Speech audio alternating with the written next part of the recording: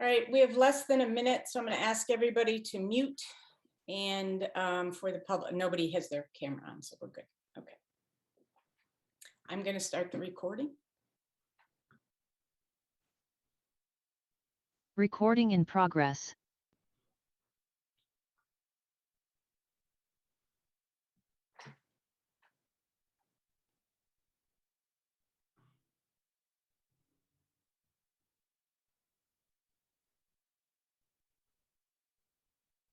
Good evening. Welcome to the Easthampton City Council meeting for Wednesday, December 15th, 2021. The meeting tonight is being recorded and broadcast live via Easthampton Media on Charter Channel 193 and live streamed on Easthampton Media's YouTube channel. All councilors and participants in this meeting are gathered remotely under an executive order by Governor Baker, which was extended to April 2022, allowing us to do so. I remind both the members of the City Council and of the public to remain on mute until recognized by the chair. Also, for members of the public, please remove your camera for the duration of the meeting unless you are participating in public speak or public hearings. This meeting is now called to order. Barbara. Ed Coniff. Here. Salem Derby. Erica Flood. Here. Omar Gomez. Here. JP Kaczynski. Okay. Tom Peak. Here. Dan Rist. Here. Lindsay Rothschild. Here. And Owen Zarrett. Yes. Okay, we'll now rise for the Pledge of Allegiance. Pledge allegiance to the flag of the United States of of America, and to the republic for which it stands, one nation, under God, liberty and justice for all. liberty and justice. Justice for all. Thank you. I will take a motion to approve the minutes of November 3rd and December 1st. So moved. Second. Motion is second to approve the minutes of November 3rd and December 1st. Any further discussion? Barbara? Ed Coniff. Yes. Erica Flood. Yes. Omar Gomez. Aye. JP Kaczynski. Yes. Tom Peak. Aye. Dan Rist. Aye. Lindsay Rothschild. Aye. Owen Zarrett. Abstain. All right. We now have public speak. Let me, for the last time, do my little intro to public speak. For those of you who would like to participate in public speak on any topic other than what is on the public hearings, please remember that the City Council may only listen to your comments, but we cannot respond. We ask that you remain respectful and direct your comments only to the City Council. If you would like to speak, please select raise hand under the reactions option. Please remain on mute and keep your camera turned off until called on. And before commenting, please state your name for the record and your address or your precinct or your town if you're not from Easthampton. You'll have 3 minutes to make your comments. Tonight, we do have a public hearing at 6:15, so if public speak goes long, we will pause it and then resume when the public hearings are over. Is there anyone who would like to participate in public speak? Raise your hand.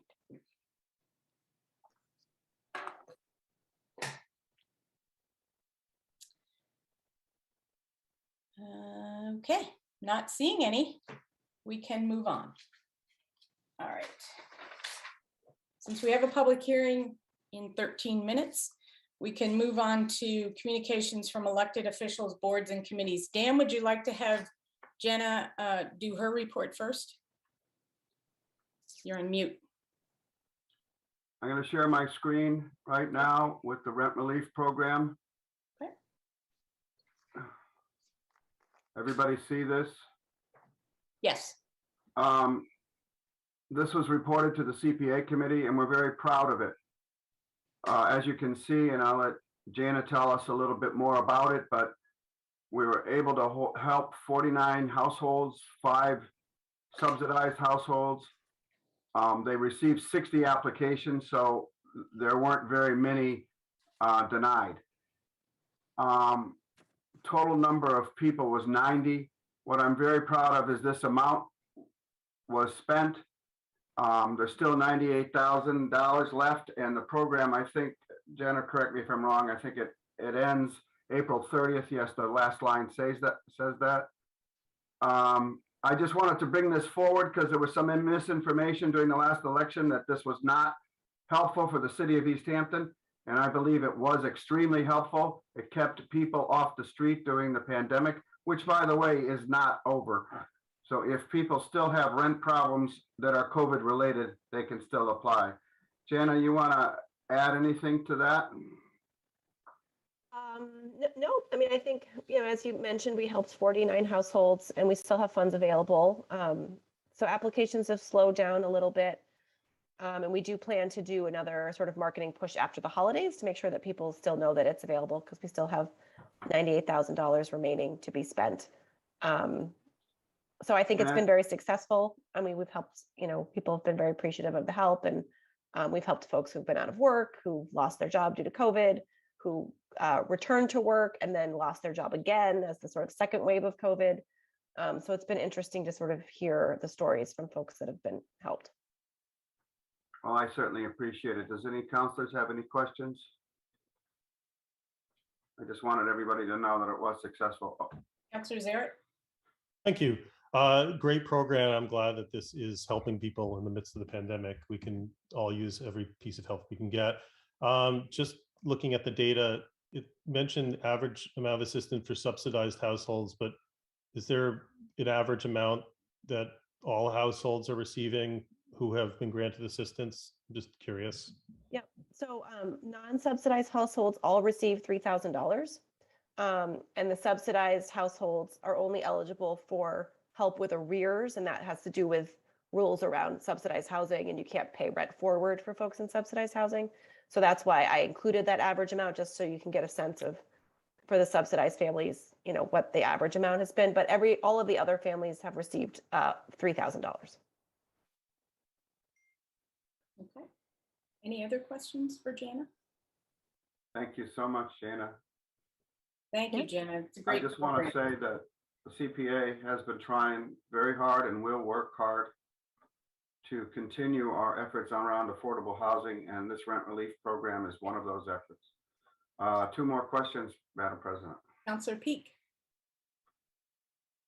Thank you. And thank you so much, Jen, for all of this. I was just double checking that like the contact information to reach out if someone has a need has not changed at all. It's still what was up on the city website. Yes, that's Great. correct. It's still the same. Yep. I do know that I've had some constituents who have had COVID related loss of work, and especially as the new variants of spread. So I will make sure to remind people that this is an option. Thank you so much. Yeah. Counselor Kwidzinski. And I just wanted to say thank you so much for your hard work in this, and for those who formulated this program, because it's unique. It's new. It's new across all of Massachusetts. Anywhere it was applied, I think we applied and used the CPA in a very prudent fashion. It took some extra effort to get it going because it wasn't easy to set up the administration. So kudos to you. I mean, kudos to the city, really. I mean, we're the administrator. We're doing what you asked us to do.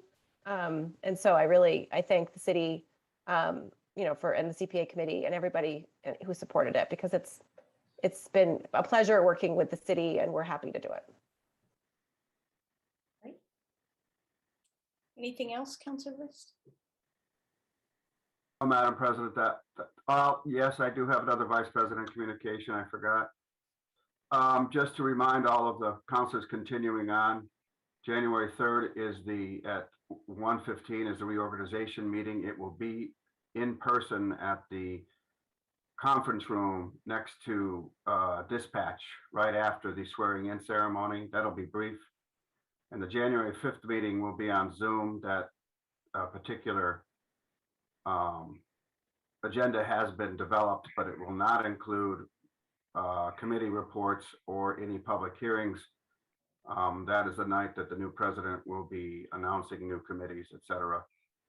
I just wanted to remind everybody about those two meetings. Thank you. Thank you, Counselor Rist. So we'll go back to communications from elected officials, boards, and committees. Counselor Zaret.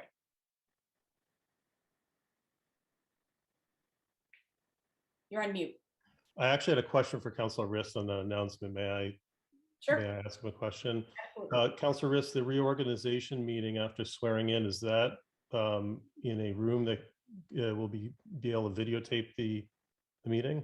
I've already talked to the IT department. Dr. Corinne is going to help me. I'm going to have a laptop and show it to the public. It will be done. She said they have good Wi-Fi over there, so we should be able to connect. It has a Zoom link already on the agenda. Great. Councilor, President Coniff, do I still have the floor? Yes, absolutely. Go ahead. Thank you.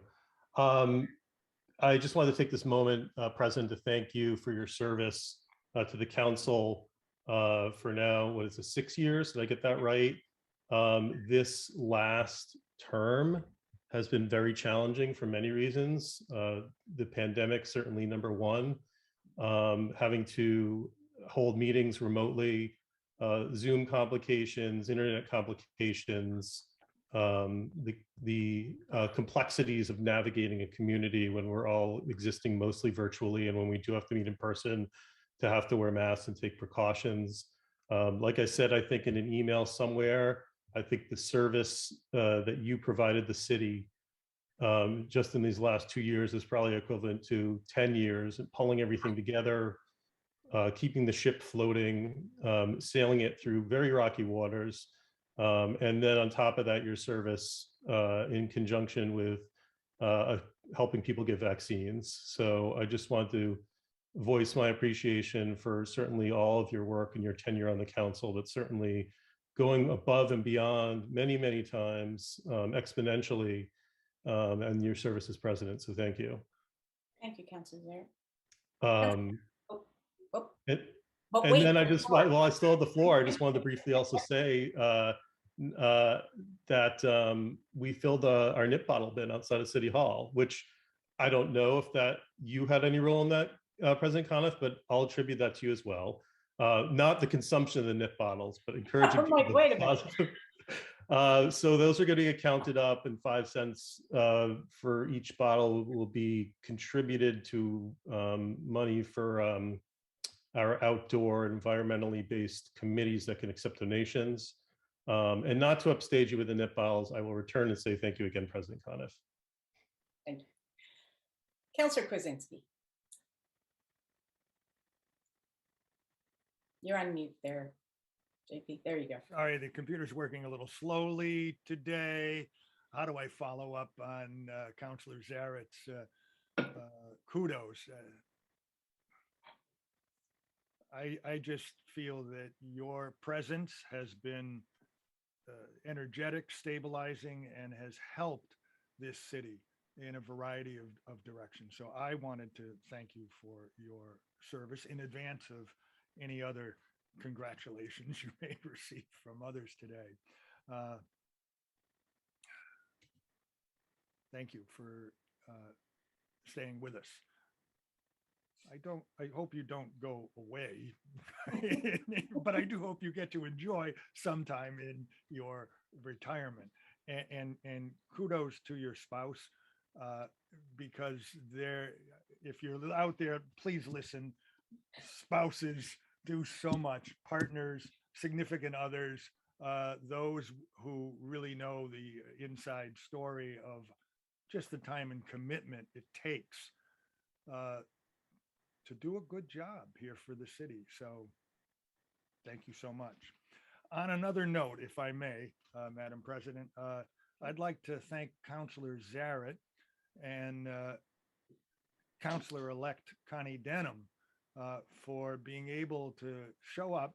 I had invited those councilors who will be with us next year, and those who were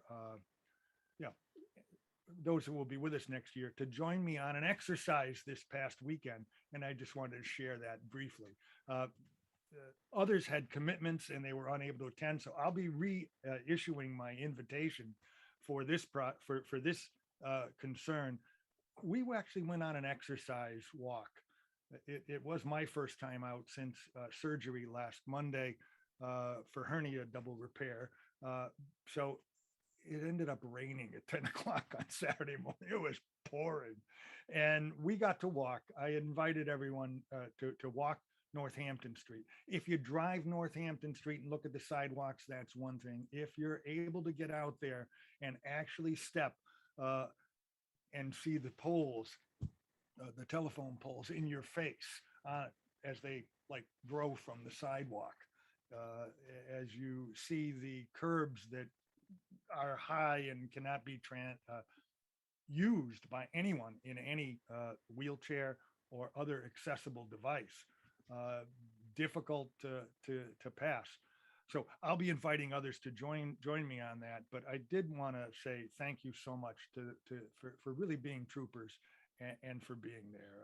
I think it gives us a chance to talk about other issues, nothing on the agenda that wouldn't be inappropriate, but I do hope that we can make an effort next year to occasionally, maybe regularly, monthly, take some walks together, do something outside of this forum that we meet on Zoom or other form. It gives us an opportunity to get together, to bond, to heal, because we all have the obligation to work passionately on behalf of this city and our constituents. But sometimes that makes it difficult. And I think some healing, some opportunities to exercise together would be helpful. So that's my comment. Thank you for listening. Thanks, JP. Councilor Gomez. Thank you, Madam President. I promise I'm going to be quick. First, thank you to Councilor Flood for your service for the past few months, almost a year, I think, or a year, right? Thank you. I think you did an amazing job. And I'm gonna be brief. Thank you, Councilor President. You did an amazing job, and I learned a lot from you. Enjoy your retirement. We're gonna miss you. We love you, and thank you. Thank you, Councilor Gomez. All right, I don't see, okay, Councilor Rothschild. Yeah, here I am. Well, I also want to just thank Councilor Flood and you, Councilor Coniff, for your service. I've really enjoyed working with both of you. Erica, working on the appointments committee together, it was really fun. I felt like it was very collaborative. It was invigorating, coming up with ideas, and I know we're still going to be working together on increasing inclusivity and participation in the city. And I know you're just going to be involved in other ways, so I'm sure we'll still be working together in other ways. So I look forward to that. Peg, you've been a great leader. I felt like the ship is steady with you there. And I know there's a lot of behind the scenes stuff you've had to endure as well. And you've always maintained your professionalism, and you've kept our city on track, and you really do weigh in and listen to, you have a really good talent of listening to different perspectives and really trying to take them in and find a fair resolution or a fair response. And I know you're going to retire and relax, but I'm sure we'll rope you in somehow in the future. Thank you again for everything that you've done. Thank you very much. I appreciate that, Councilor Rothschild. Thank you. That was very kind. Why don't we move right into the public hearings at this time? I'll take a motion to open the public hearings. So move. Second. Motion second to open the public hearings. Barbara. Erica Flood, Aye. Omar Gomez, Aye.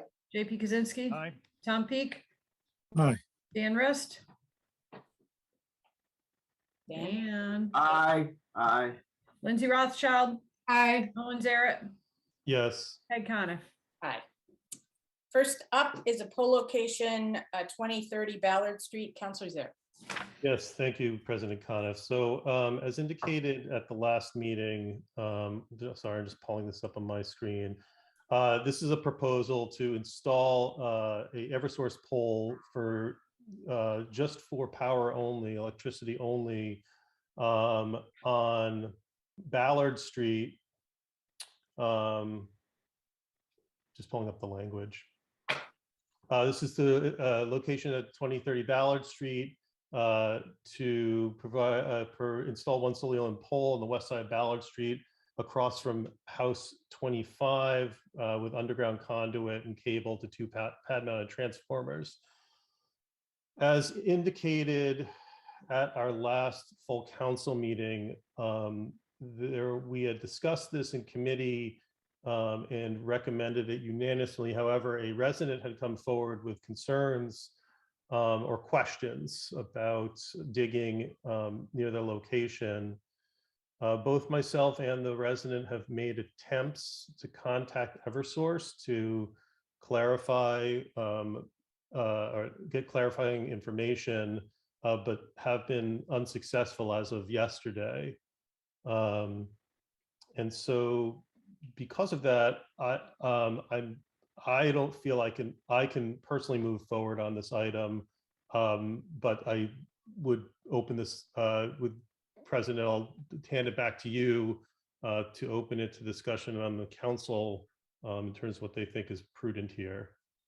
So just so I'm clear, so we're not ready to have a meeting and a public hearing on this because there's still some information that needs to happen, or there's no recommendation yet coming from property, or how, all of the above? Yeah, so the recommendation for property was 3-0 to recommend this to the council. However, there's a resident who is basically lives across the street and has questions, and they haven't been answered yet. So I can't myself, I can't vote yes on this until their questions are answered. There's been calls into Eversource. I'm assuming there's some sort of glitch in communication.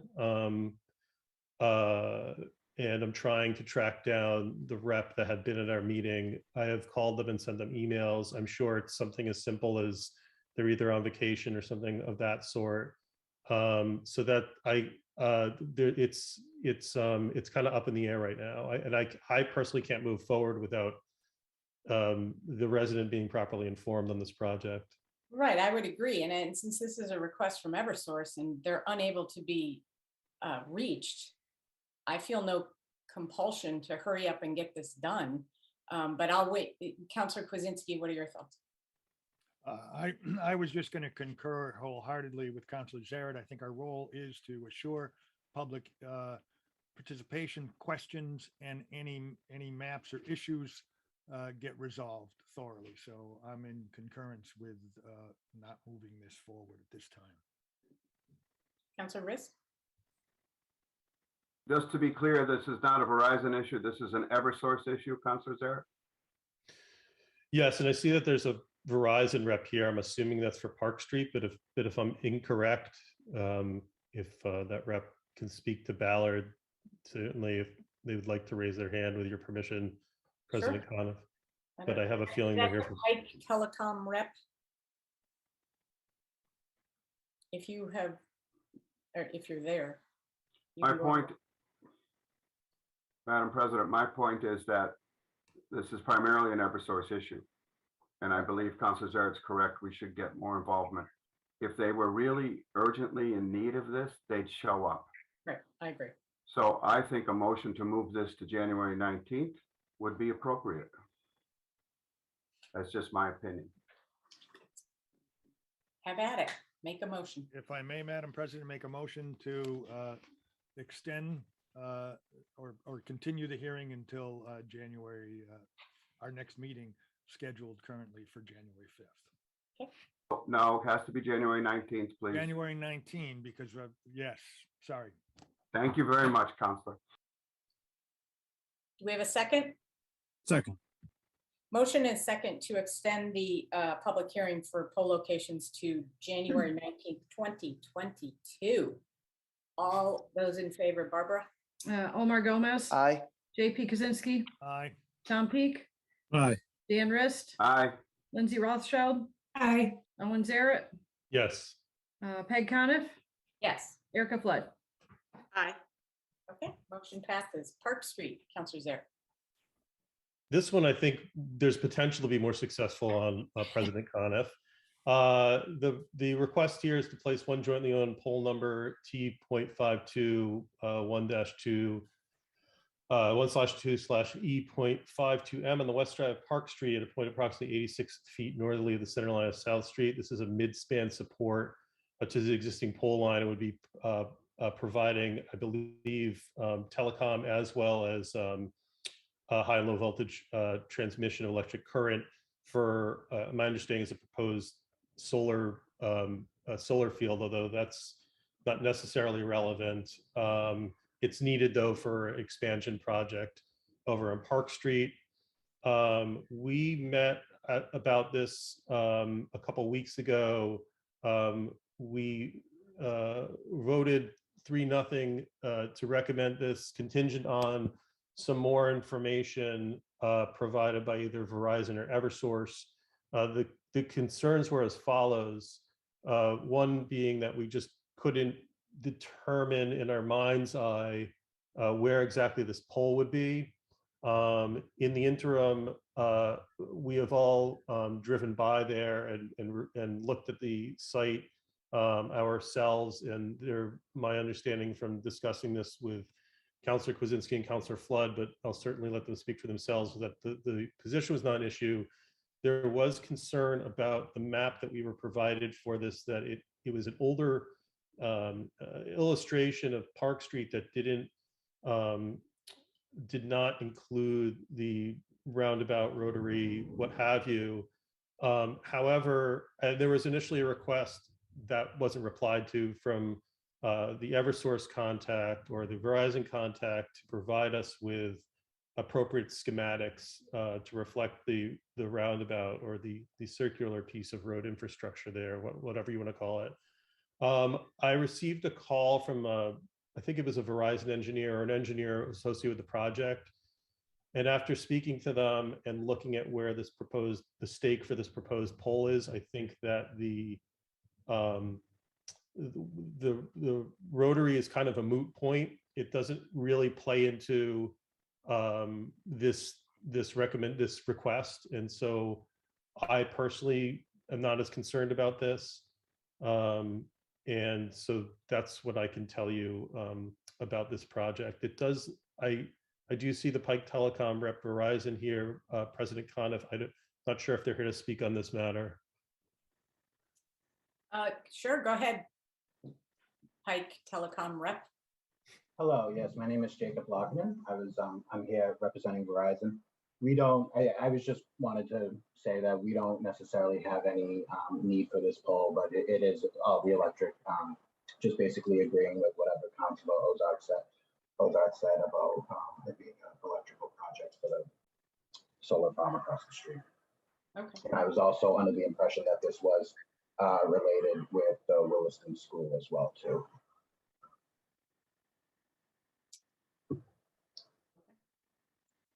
Is there any, thank you very much. Is there anyone on the council who has any questions, comments? Councillor Kwasinski? I just wanted to say, I think Councillor Jarrett summarized very correctly. Initially, because the map wasn't available, it became, and because the map that was provided didn't show the roundabout. It was very difficult to try to place exactly where the pole was. Once I got there, I didn't have any problem, and I don't believe Councilor Flood did either. And so I certainly can move forward at this point. Okay. Anyone else on the council? Anyone from the public have any comments about an electrical pole? Okay, Councillor Zarrett, go ahead. Thank you, President Coniff. At this time, I'd like to make a motion to place one jointly on pole number T.521/2/E.52M on the west side of Park Street at a point approximately 86 feet northerly from the center line of South Street to provide mid-span support to the existing pole line, to provide for the distribution of intelligence and telecommunications and for the transmission of high and low voltage electric current. Petitioner agrees to reserve space for one cross arm at a suitable point on the pole for fire, police, telephone signal wires, and other communication wires for the municipality and used by it exclusively for municipal purposes. Second. Motion second to approve the Park Street electrical pole. Barbara? Sorry. Any further discussion? Barbara? JP Kaczynski, Aye. Tom Peak. Aye. Dan Rist, Aye. Lindsay Rothschild, Aye. Owen Zarrett, Yes. Peg Coniff, Aye. Erica Flood, Aye. Omar Gomez. Aye. Okay, motion passes. Thank you, Counselor Zaret. Counselor Rist. Yes, thank you. Counselors, please be patient. We have 11 items to deal with. They are all non-controversial, and just to try and be efficient, all of them were passed by the Finance Committee 3-0 last evening. Well, 2 of them were not because somebody was late. Anyway, I wanted to just let you know that these should go by quickly. The first is a $53,000 inter-department transfer. We have to formally move money that is received from the franchise agreement for the PEG access account to a receipts account so that it can be used by Easthampton Media. Again, this is a formality. If you have questions, our auditor is here to answer them. Any questions from the counselors? Any questions from the public? Comments from the public, I should say. I don't hear any, Dan. I'll make a motion. I move that the full council approve an interdepartmental transfer. The amount requested is $53,000 to be transferred from the PEG access account, $53,000 to be transferred to the PEG access account, $53,000 for the purpose of giving approval to spend from the PEG access receipts reserved account for cable related purposes consistent with the franchise agreement. Second. Second. Motion is second for an interdepartmental transfer regarding the PEG access account. Any further discussion? Barbara. Tom Peak. Aye. Dan Rist, Aye. Lindsay Rothschild, Aye. Owen Zaret, Yes. Peg Coniff, Aye. Erica Flood, I abstain just due to my position as president of the board of directors of Easthampton Media. Omar Gomez, Aye. JP Kaczynski. Aye. Motion passes. Next. The next item is exciting. The Community Preservation Act has approved 9-0 a transfer of funds that will match funds that City Space is providing. They're going to start some second floor construction needed infrastructure improvements, HVAC improvements, boiler replacement and building improvements. They have a grant from the Massachusetts Cultural Facilities Fund that has to be used very soon or they lose it. And in order to use it, they need to have a match from funds that are already reserved by the CPA committee. As you recall, councilors, the budget process, we've been putting $250,000 each year into what's called an Old Town Hall second floor retained account. There's $1 million in it. We are transferring $255,000 from that account into a new account, which would be a construction account. It is not new money. It has already been appropriated, and it's necessary in order that City Space can also access a matching grant. And they will also use some donations to match the 255 for the total. I think it's 516,000 that'll be needed to do all this construction. This new infrastructure will be available for the entire building, but is necessary as targeted by the architects for the second floor. It is the only thing they could pull out of the project that would be able to be done at this time. I'd like to invite Burns Maxey, president of City Space, to embellish my remarks. Go Burns? ahead, Burns. Thank you, Counselor. Yes, you're absolutely right. So this was essentially part of the transformation campaign for the Old Town Hall. And this is a portion of that project that we found in this past year when looking into phasing the project, just because we were looking at options. Previously, our architect said that was not feasible. But we went back to them and looking at a couple of grants out there, and they said, actually, you can take this part out of the project and phase it in first, because it's not interconnected with some of the second floor aspects that we'll be putting in as the phase 2 for the completion of the project. So this is a really exciting aspect, even though it's not, putting in the elevator and outfitting the second floor. What it is putting in some of the systems in place that we had included as part of the original project. It includes HVAC, boiler removal, as well as updating some of the building's electrical systems, which is really key for that second floor. And essentially, it is the only aspect that we were able to find to separate it out from the other systems that are in place. This will happen over the course of the next year, and from January through November. And essentially, it'll wrap up, and we'll be able to hopefully apply for more Massachusetts Cultural Facilities funds. We are not allowed to apply for those until we expend those funds. So this will open up that funding opportunity again. Just a little interesting thing that I found out from our former mayor, Mike Tosdick. This particular boiler was actually a boiler that was in 50 Payson. So you know how old it is. So I'm glad they're replacing it. Any questions? We like to hang on to things in the city, don't we? Yeah, we do. Anyone on the council have any questions of either Burns or Dan? Anyone from the public have any comments? Okay, not seeing any. Thank you, Burns. Not seeing any. Dan. I will make a motion for intra-departmental transfer request from the Community Preservation Act. The amount requested is $255,576 to be transferred from the Old Town Hall second floor construction retained city match account 255,576 to be transferred to the Old Town Hall second floor construction project account $255,576 for the purpose of construction of phase 1 HVAC improvements, boiler replacement, and building electrical upgrades. Second. Motion and a second for an intra-departmental transfer request for city space. Any further discussion? Barbara. Dan Rist, Aye. Lindsay Rothschild, Aye. Owen Zaret, Yes. Peg Coniff, Aye. Erica Flood, Aye. Omar Gomez, Aye. JP Kaczynski, Yes. Tom Peak. Passes. Dan? Thank you, Burns. Burns. The next item is another Community Preservation Act request.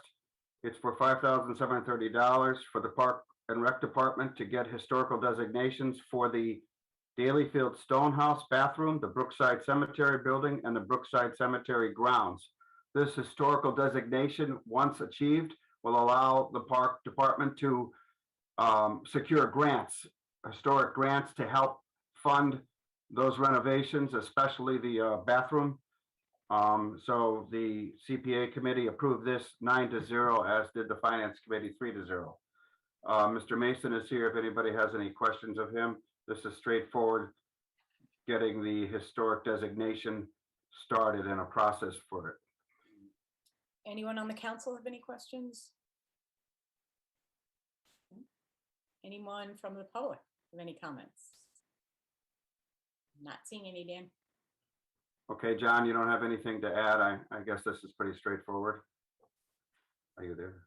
No, you summed it up very well. The only thing I would add is that we are partnering with the Pioneer Valley Planning Commission and Shannon Walsh, who is a historic preservation planner. So this is right up her alley, and getting meeting the standards for state, local, and national registry for historical designation will be huge for potential funding opportunities moving forward. Thank you, John. So I'll make the motion, Madam President. Please. I move that the full council approve a supplemental appropriation from the Community Preservation Act. The amount requested is $5,730 to be transferred from the CPA Reserve for Historic Resources, $5,730 to be appropriated to the Park and Rec Historic Designation Account, $5,730 for the purpose of hiring a consultant to prepare National Register Historic Designations forms for the Dalyfield Stonehouse bathroom, Brookside Cemetery building, and the Brookside Cemetery grounds. Second. Motion second for a supplemental appropriation for the historic designation for the parks. Any further discussion? Barbara. Lindsay Rothschild, Aye. Owen Zaret, Yes. Peg Coniff, Aye.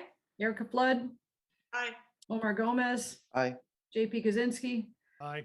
Tom Peak, Aye. Dan Rest. Aye. Motion passes.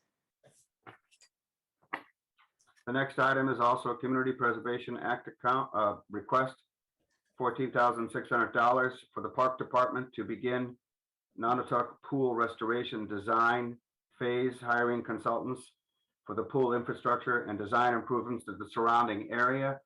As we stated at the CPA meeting and last night, the pool is still functioning. This is to start getting it ready to be designed for improvements and maintenance, as well as improvements to the surrounding area, including accessibility. I'll let John speak further to it, but the CPA voted 9-0 for it. John, do you have any comments?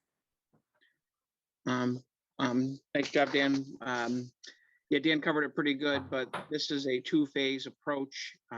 We are going to work with Nationwide Aquatics Consulting, and they are more of the mechanics of the pool, filtration system, equipment, contractors, things that are the running of the pool itself, upgrading those, working with specific contractors and using his recommendation for equipment costs, things like that. So that's the Nationwide Aquatics piece for consulting. The second part of this is working with Beta Group for upgrades to the pool deck area, surrounding areas, shade structures, possible solar options, new fencing, accessibility to the spray park, and then accessibility to various parts, to the playgrounds and things like that. So they're going to come up with 3 designs as part of this proposal, and then overall costs, estimates, and potential construction costs for this. The pool is ADA accessible currently, so we do meet those standards. It's more about just improvements, if there's anything we can do to improve accessibility. Thanks, John. Anyone from the council have any comments or questions of John or Councilor Krasinski?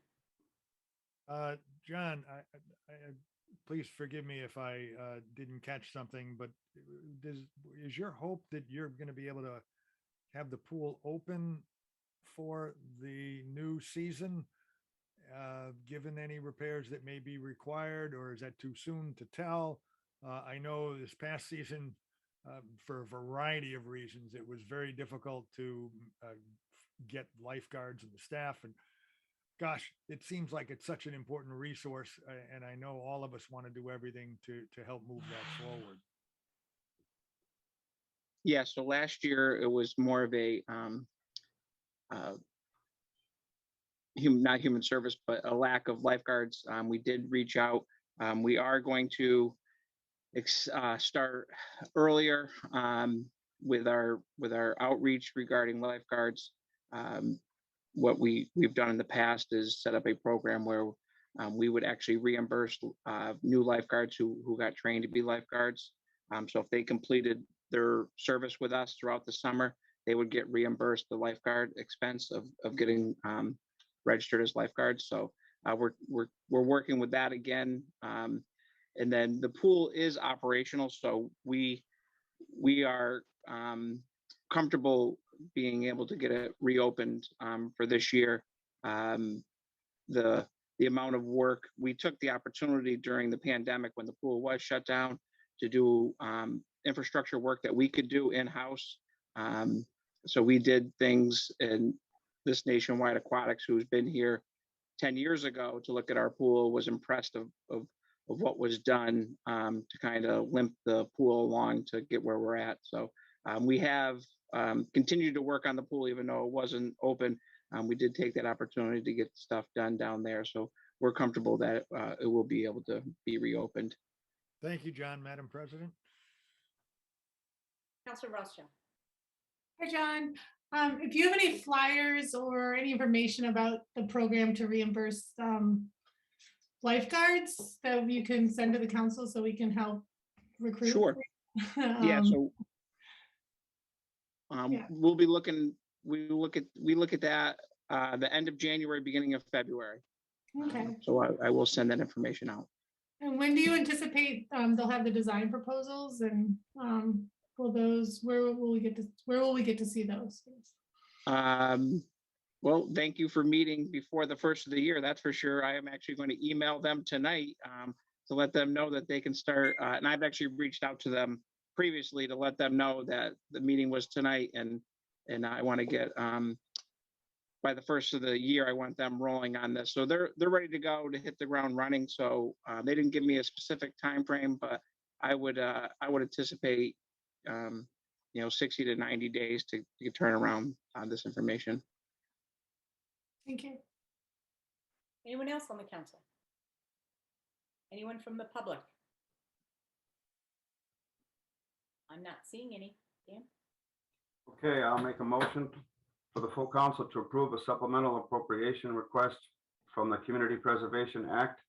The amount requested is $14,600 to be appropriated from the CPA Reserve Fund account for $10,412 and the CPA Undesignated Fund for $4,188 for a total of $14,600 to be appropriated to the Nonotuck Pool Restoration Design, $14,600 for the purpose of for Nonotuck Park Pool Facility Restoration Design Phase, hire consultants to access pool infrastructure and design improvements to the surrounding area, including ADA accessibility.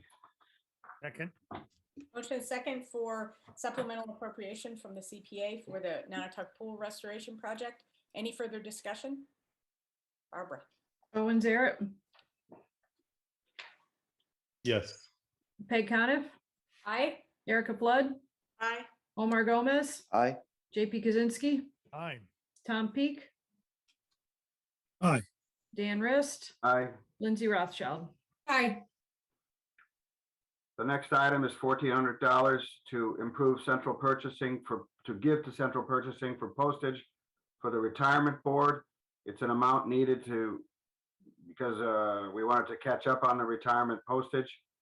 To provide retirement postage through our central purchasing for the retirement board. It's just more efficient, and we approve that 3-0 at the finance committee level. Anyone from the council have any questions? Anyone from the public have any comments? Seeing none, Dan?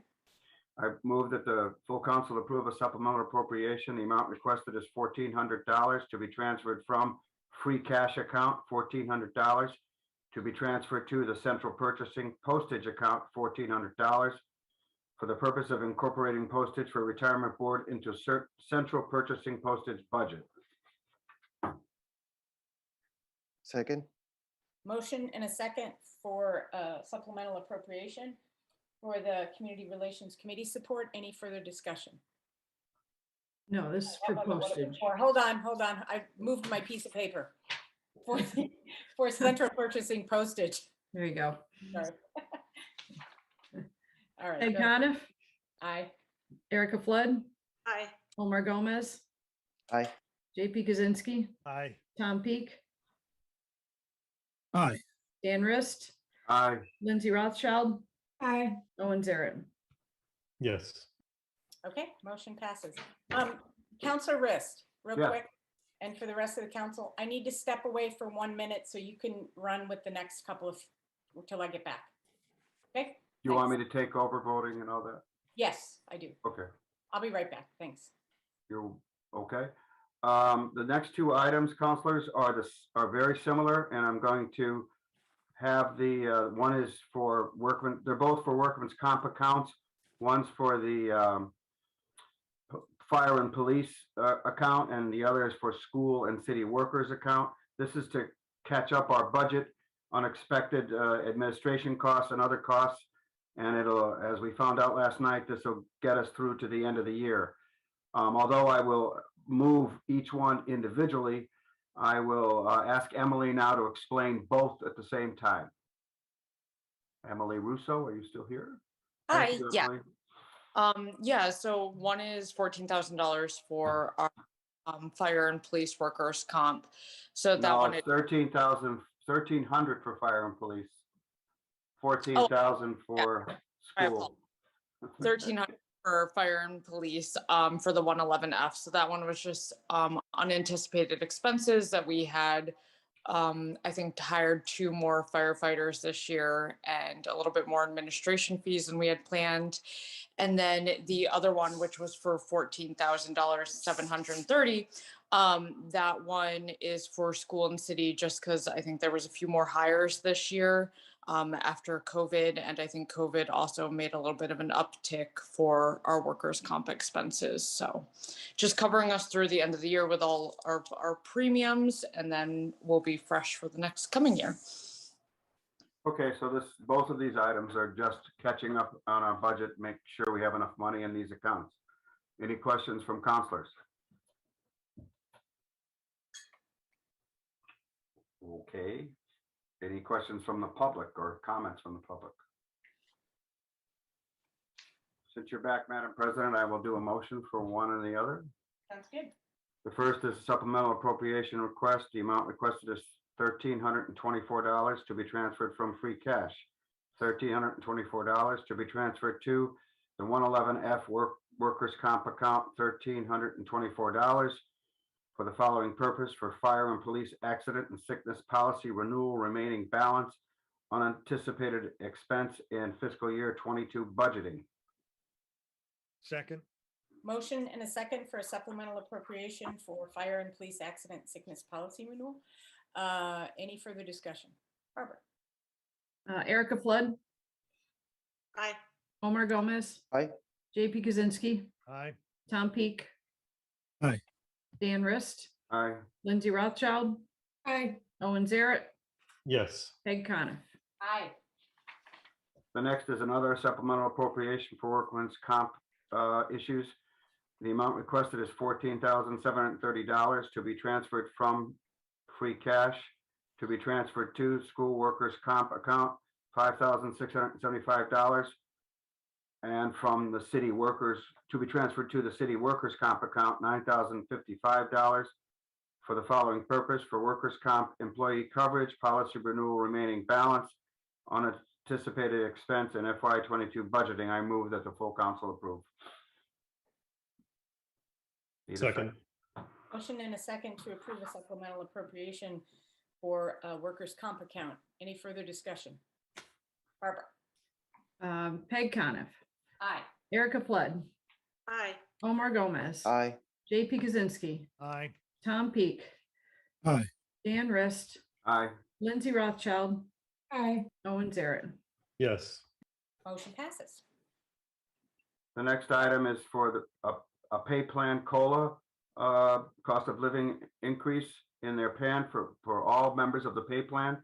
As you know, they do not have an organized union, our pay plan employees. And the mayor has added this I believe it's a 2% increase, correct me if I'm wrong, Mayor, for next year. The Finance Committee approved it 3-0. This will give each of our pay plan employees much needed COLA increase. Mayor, I don't know if you want to add anything to that.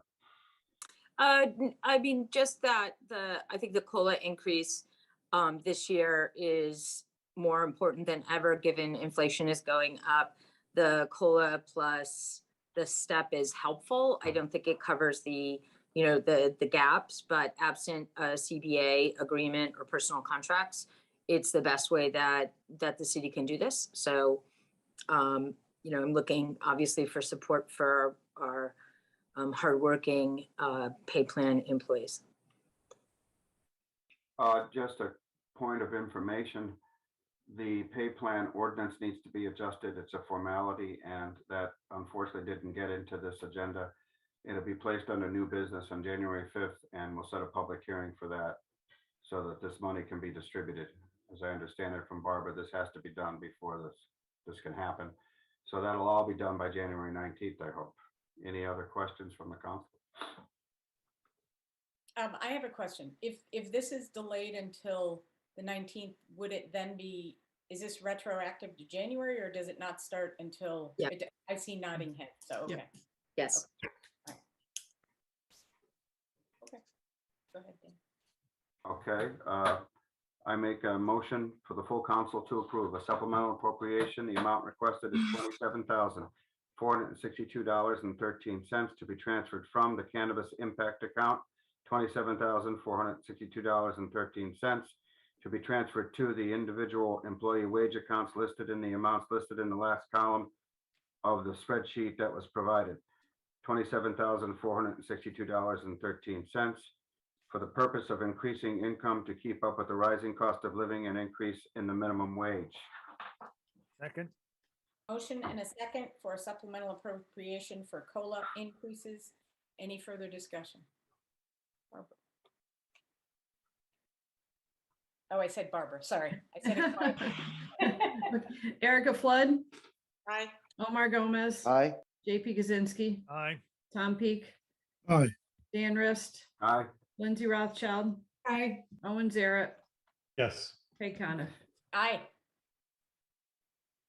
The next item is $27,000 for the third phase of the archival records project that Barbara is undertaking.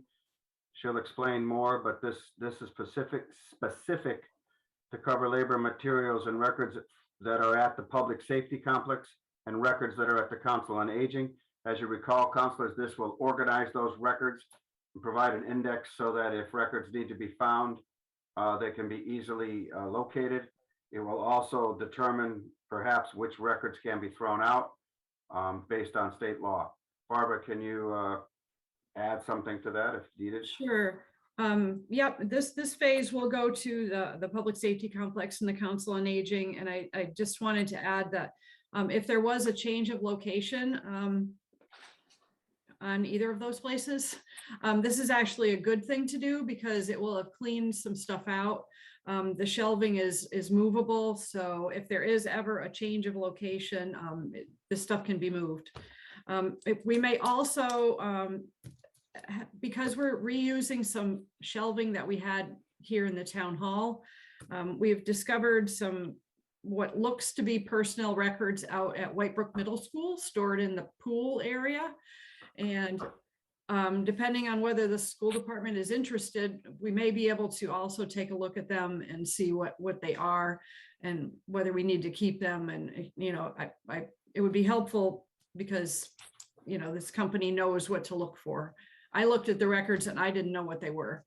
So if we can get them out of the pool area before the school is taken down and upstairs, we could include this in it. But I have spoken to both the police chief and the Council on Aging director, and they're good to go with this work starting. It probably won't be until sometime in the spring. Councilor Kwasinski. Madam President, I know in the past, and Barb, please correct me if I'm mistaken, that we've used CPA funds for records preservation. It sounds like these are records that are not historic records, and Right. that's why we're not using historic preservation Right. CPA funds. Right. The only part of the project I used CPA money on was the really old stuff that was down in the basement of the town hall, the things that were stored in the old safe. And I really wasn't sure what they were. And, you know, we didn't really find too much, but there were some interesting things. The public safety complex has got a lot of stuff, and the Council on Aging is same boat. I mean, obviously it'll all be checked out, but I don't see anything of historic value in either place. Good. That answers my question. Otherwise, I would really question why we would be not using CPA funds. Yep. So thank you. Okay. Anyone else on the council? Any comments from the public? Okay.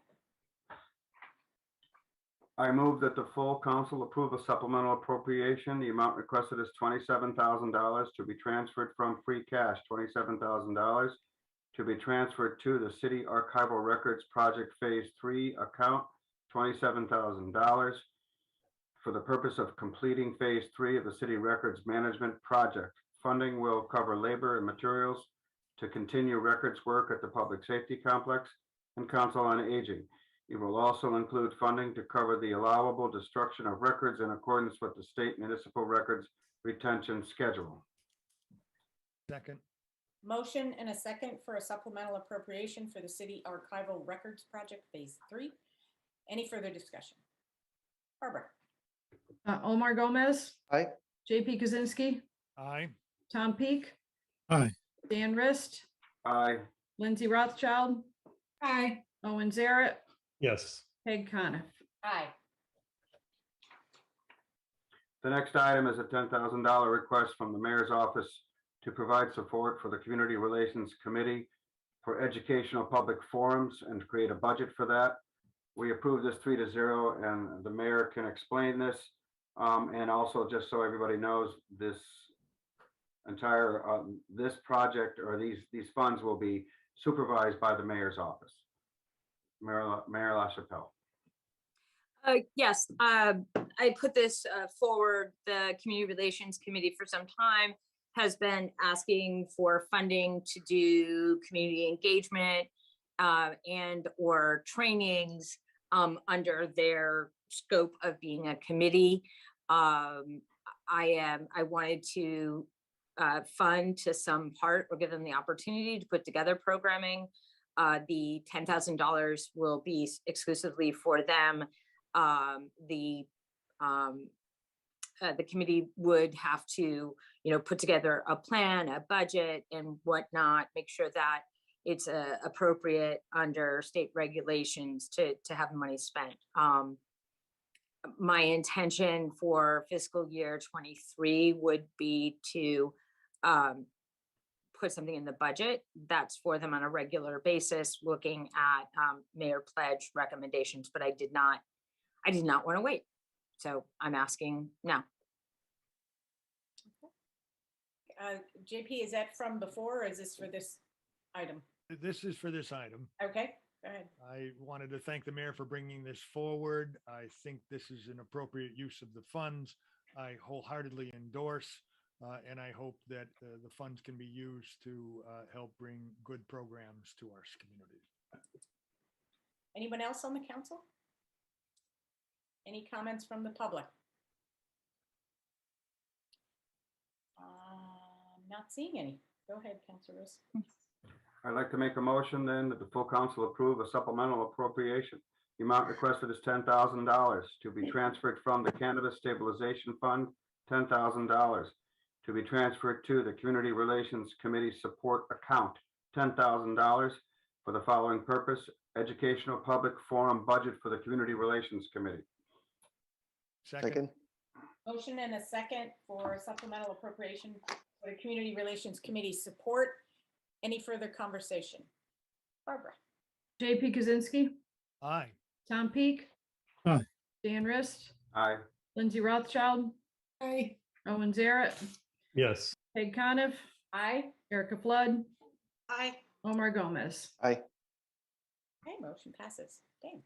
The next item, the last item, I'm sure you're all happy to hear that, is $150,000 for legal services for the Easthampton Union Street corridor. It's also to pay property owners for these easements. There are 23 property owners involved in this major project for Union Street. This is the first step in getting those easements and for city attorney fees to get the legal services done. There will be plenty of information coming. The next step will be an order of taking. I'll let Jeff Bagg, our planner, briefly tell us a little more on this, but it's straightforward. This project is so important to the city, and there's going to be a lot of legal issues because there's a lot of property owners involved. Go ahead, Jeff. Jeff. Thank you both. Thanks, Councilor Riss, for the introduction. I will be brief, but I did want to just explain it a little bit and give a quick preview, because I think this is kind of one of the most commonly talked about projects, and I know you all probably get questions. I get questions walking down the street every day about it, but we're close to final steps here, and over the past couple of months, we have the city has hired an appraiser who has gone out and done appraisals for there's actually 32 properties in total. And we have actually secured 9 donations. And at the next meeting, I'll kind of go through and we'll articulate who those 9 donors are, but that's been helpful. There are 23 property owners who are owed some compensation. And it's temporary easements that allows construction workers to be there. It also will allow the reconstruction of sidewalks there. And then there are some permanent easements that will slightly expand the right-of-way of Union Street to accommodate the project. And then there's permanent utility easements. So if we need to move a pole and it happens to go outside of the right-of-way, it's gonna go on someone's property and we're gonna take a permanent easement for that. So, you know, the total amount that's called a summary of damages that we have been provided is $88,890. So that's going to be subject to a full council meeting next time. But that's so about $89,000 will be going to pay property owners. And then there's $22,000 estimated in legal fees for the city attorney who's been working kind of pretty hard on this. I've been working on it along with Dan Murphy, the city engineer. So we really kind of have this trifecta of a team really pushing this project hard. I just wanted to take this opportunity because this has been such a long awaited project that the next council meeting will really be the big one. Actually, not the next, sorry. We're aiming for the council to have a public hearing on January 19th, which will be when you vote to actually issue these funds. And that's going to be what Dan mentioned in the order of taking. And so it's pretty important to say that this is an order of taking. So this is not negotiable. This is going to be what the property owners are offered for the way that the property impacts their properties. We'll have all that information transmitted to council. It'll hit the January 6th agenda. We refer to subcommittee and come back out on the 19th. And with that, I just wanted to kind of preview, you know, I get questions a lot just walking around town. It has been quiet, so to speak, but just to recap real quick, we had a 25% design hearing in January 2020. And then the 75% design plans were completed in October 2020. And then from October to June, our consultant was preparing the final or so-called 100% design plans. And those were completed in June of 2021. And since that time, we've been going back and forth with Mass DOT in this really elaborate dance. In September, they gave us the go-ahead to start the appraisal process. So since September, the appraisals have been happening. The offer letters have gone out to property owners as of December 9th. And we are aiming to go to you on January 19th for kind of the vote on the order of taking. And then we are trying desperately to hold on to the timeline to keep the project to go out to bid in March or April. And then it would be about a month after that, that construction might actually start. It's been tenuous and difficult and challenging, but we're trying to hold on to that spring construction schedule. And so your involvement in this is critical, and this is just the money to set aside. The offer agreements have gone out, and then we'll come back to council, with the subcommittee and then full council on January 19th to kind of really go through this. It's going to be a huge packet. The offer letters themselves, the offers to 23 property owners, is 315 pages long because it's going to include an appraisal, a just compensation report, and a whole bunch of other stuff. So we're going to stash that in a place online that it'll be publicly available, and we'll provide a cover letter to the council. So that's kind of a quick overview for such a kind of a long, drawn out process that I know a lot of people are curious about. Thank you, Jeff. Just to be clear, you're going to provide the order of taking request on January 5th, and we will schedule a public hearing on the 19th, because if I'm hearing you correctly, this will provide a timeline to get this project started in the spring. We'll actually put shovels in the ground, which would be great. So that's why we're trying to get this done by the 19th, correct? Yep, that's the idea. Thank you very much for summarizing that. Okay. All right. Councilor Kwasinski has a question, Madam President. I was just going to check my ears. Did I hear correctly? Shovel in the ground in the spring. Yay. There were people who told me not to say that at all. But I know that's what everyone wants to know. That's what everyone wants to know. But it has been, it has been complicated. This has been a very circuitous path through the TIP program. we're optimistic, but I have to say, like, there's not much that would derail that. But we've been really trying with the mayor's help. This has been kind of like a team huddle to try to keep this going, and that's the target, Councilor Kuzinski. So we'll know pretty soon, but that's been the effort. That, it's been a quiet, really loud, like loud behind the scenes, but quiet out front. Just to be clear, we're hoping for construction, but we know legal services could derail things. I see the mayor shaking her head. So just to be clear to the public, we hope we could get this project started, but it's a massive project. And the other thing, to be clear, you're not going to give us 315 pages in the council packet. You're going to give us a link to where we can read them and the public can read all those documents. Yep, absolutely. Yep. Okay, I appreciate that personally. Any other? Anyone else from the council have any comments or questions of Jeff? No. Anyone from the public have any comments? Okay. Madam President, I move that the full council approve a supplemental appropriation for the amount of $150,000 to be transferred from the cannabis account, $150,000 to be transferred to the legal services easement Union Street corridor, $150,000 for the purpose of covering the cost to acquire temporary and permanent easements for the Union Street tip project. Second. Motion and a second for a supplemental appropriation for the Easement Union Street corridor project. Any further discussion? Barbara. Tom Peak, Aye. Dan Rist, Aye. Lindsay Rothschild, Aye. Owen Zaret, Yes. Peg Coniff, Aye. Erica Flood, Aye. Omar Gomez, Aye. JP Kaczynski. Aye. Motion passes. Madam President, I move the public hearings be closed. Second. Motion and second to close the public hearings. Any further discussion? Barbara. Dan Rist, Aye. Lindsay Rothschild, Aye. Owen Zaret, Yes. Peg Coniff, Aye. Erica Flood, Aye. Omar Gomez, Aye. JP Kaczynski, Yes. Tom Peak. Motion, the public hearing is now closed. We kind of went fast through communication from elected officials. One last call on do any of the elected officials have anything they would like to say before we move into mayor communication? Okay, that's good, because I want to take a few minutes, and I'm not going to recognize anybody after this, so we're going right into mayoral. I did, as this is my last city council meeting, I wanted to take the opportunity to say a formal and public farewell. I was elected to the Easthampton City Council, and I'm going to cry, in 2015.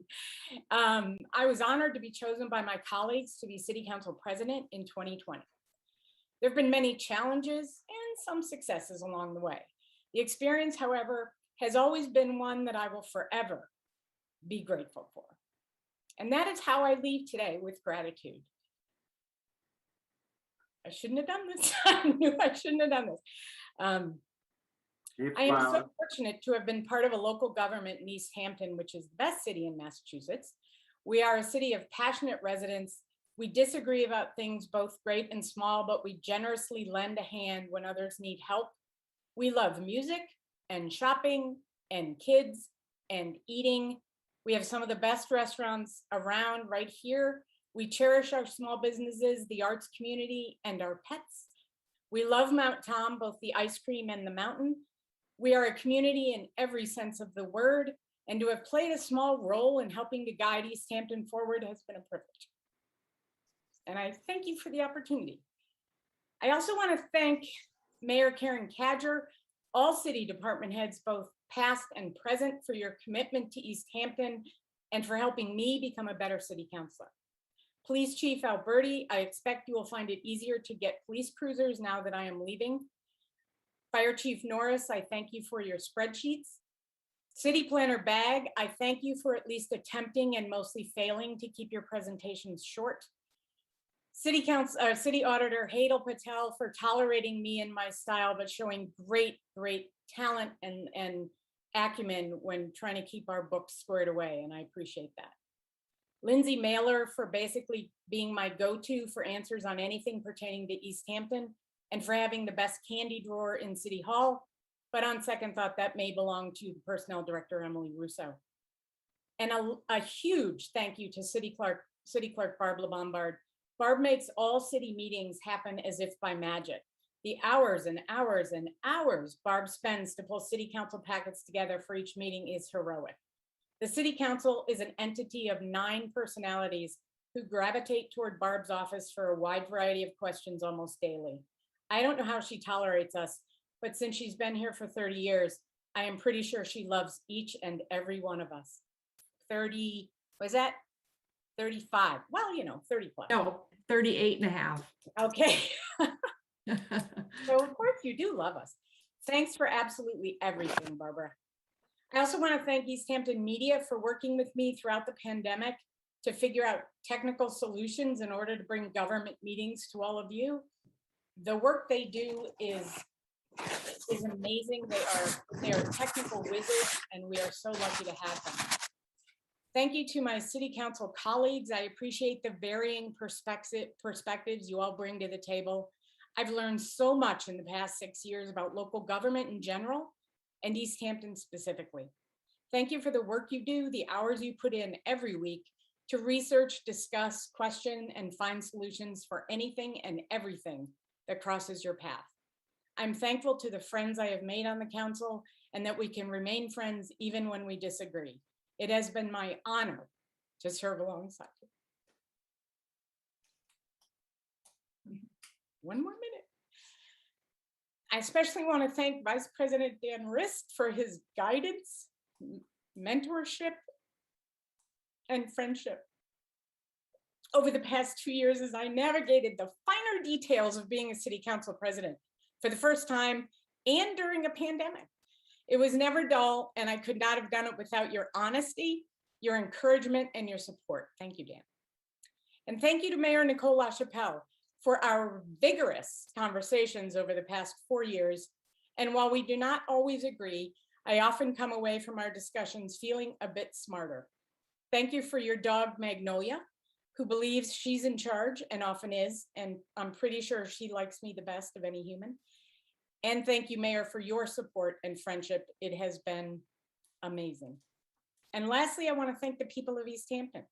Thank you for being so honest in our conversations and sharing so much of your lives with me.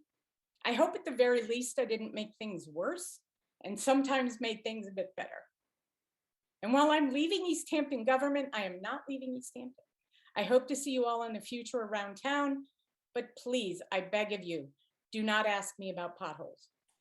Happy holidays, Happy New Year, and stay awesome, Easthampton. Thank you. Madam President, you cannot, I have to speak because this is not fair. I thought that I should not speak until the end in order to prevent emotional things happening. So I am going to I almost made it. make my comment now because you've done it.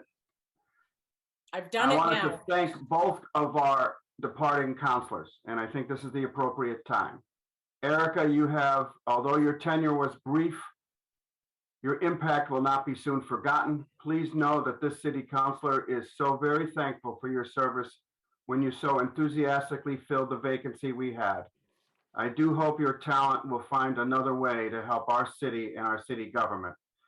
Madam President, Peg, I can't say enough how proud I have been to be your vice president. See, you started this and I'm sorry. And to have assisted you in your remarkable run as our president. You successfully kept our council going while suffering the slings and arrows of an outrageous pandemic. A little Hamlet in there for you. That's good. You have been fair and honest in your dealings with all of us and the public. Your efforts at improving transparency in government is your legacy. You have demonstrated that it is quite clear that women can lead in any government with great success. Thank you so much for all you have done to make Easthampton a better place to live. Councilors, unmute and let's make a round of applause, please. No need. Thank you. Bless you, Lindsay. Thank you, guys. I appreciate that. Dan, I was going to ask that you that the chair or the president rather relinquish her to you, the committee, because I certainly wanted to just say a few words on behalf of Councilor Coniff, President Coniff. I think that it should go in the record books that you and this council served during one of the most difficult times this city has experienced. The challenge of facing a new presidency, but then to be challenged with the pandemic, with Zoom, with training all of us, with keeping everything together, I think was particularly relevant. And I just wanted to say that. Thank you so much. And to recognize Councilor Flood as perhaps the only person, I hope, that we can eventually get back together when it's safe to do so, but the only counselor to have never met in person in the history of this city council. So thank you, Councilor Flood, for all your thoughtful opinions, for your voice, and we hope you're present here around in the future.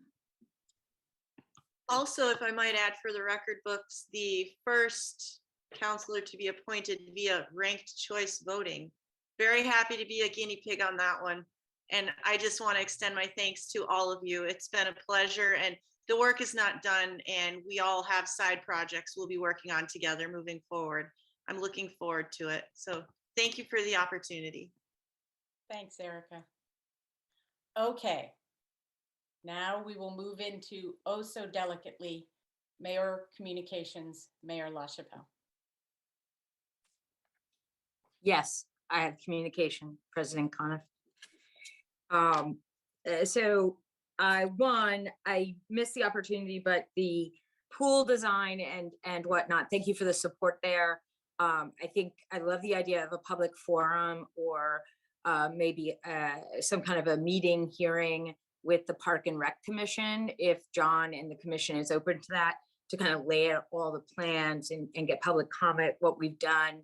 Similarly, over on Parson Street, Councilor Flood was there when we walked the walk. I think there's a great opportunity to do that. And I also think it would be a good opportunity to get people who maybe would not or do not like frequent the park or only do one thing in the park to see the process and the potential.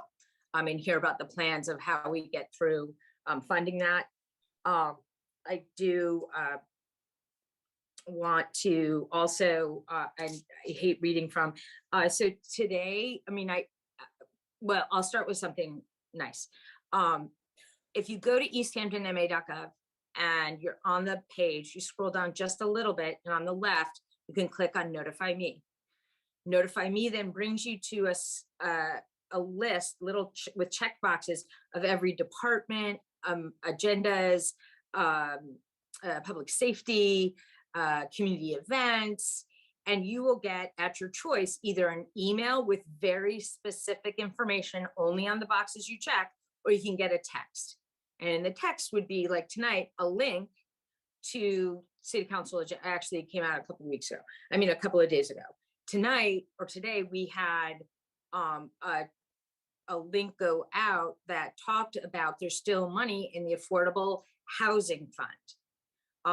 All of the press releases, you can just click press release. You'll get all the press releases on via a text or an email.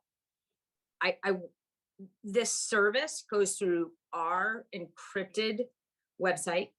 We do not capture the data and sell it or share it or use it for any other, like for, I don't know, tax purposes or, a butter notices. It is solely for information, official and approved by the city going out to residents or anybody who signs up to it.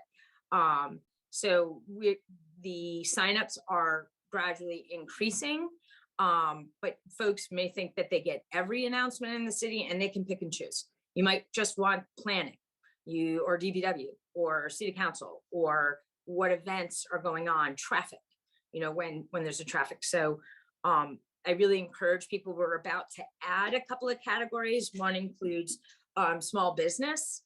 So small business owners, or any business owners, or anybody wants to.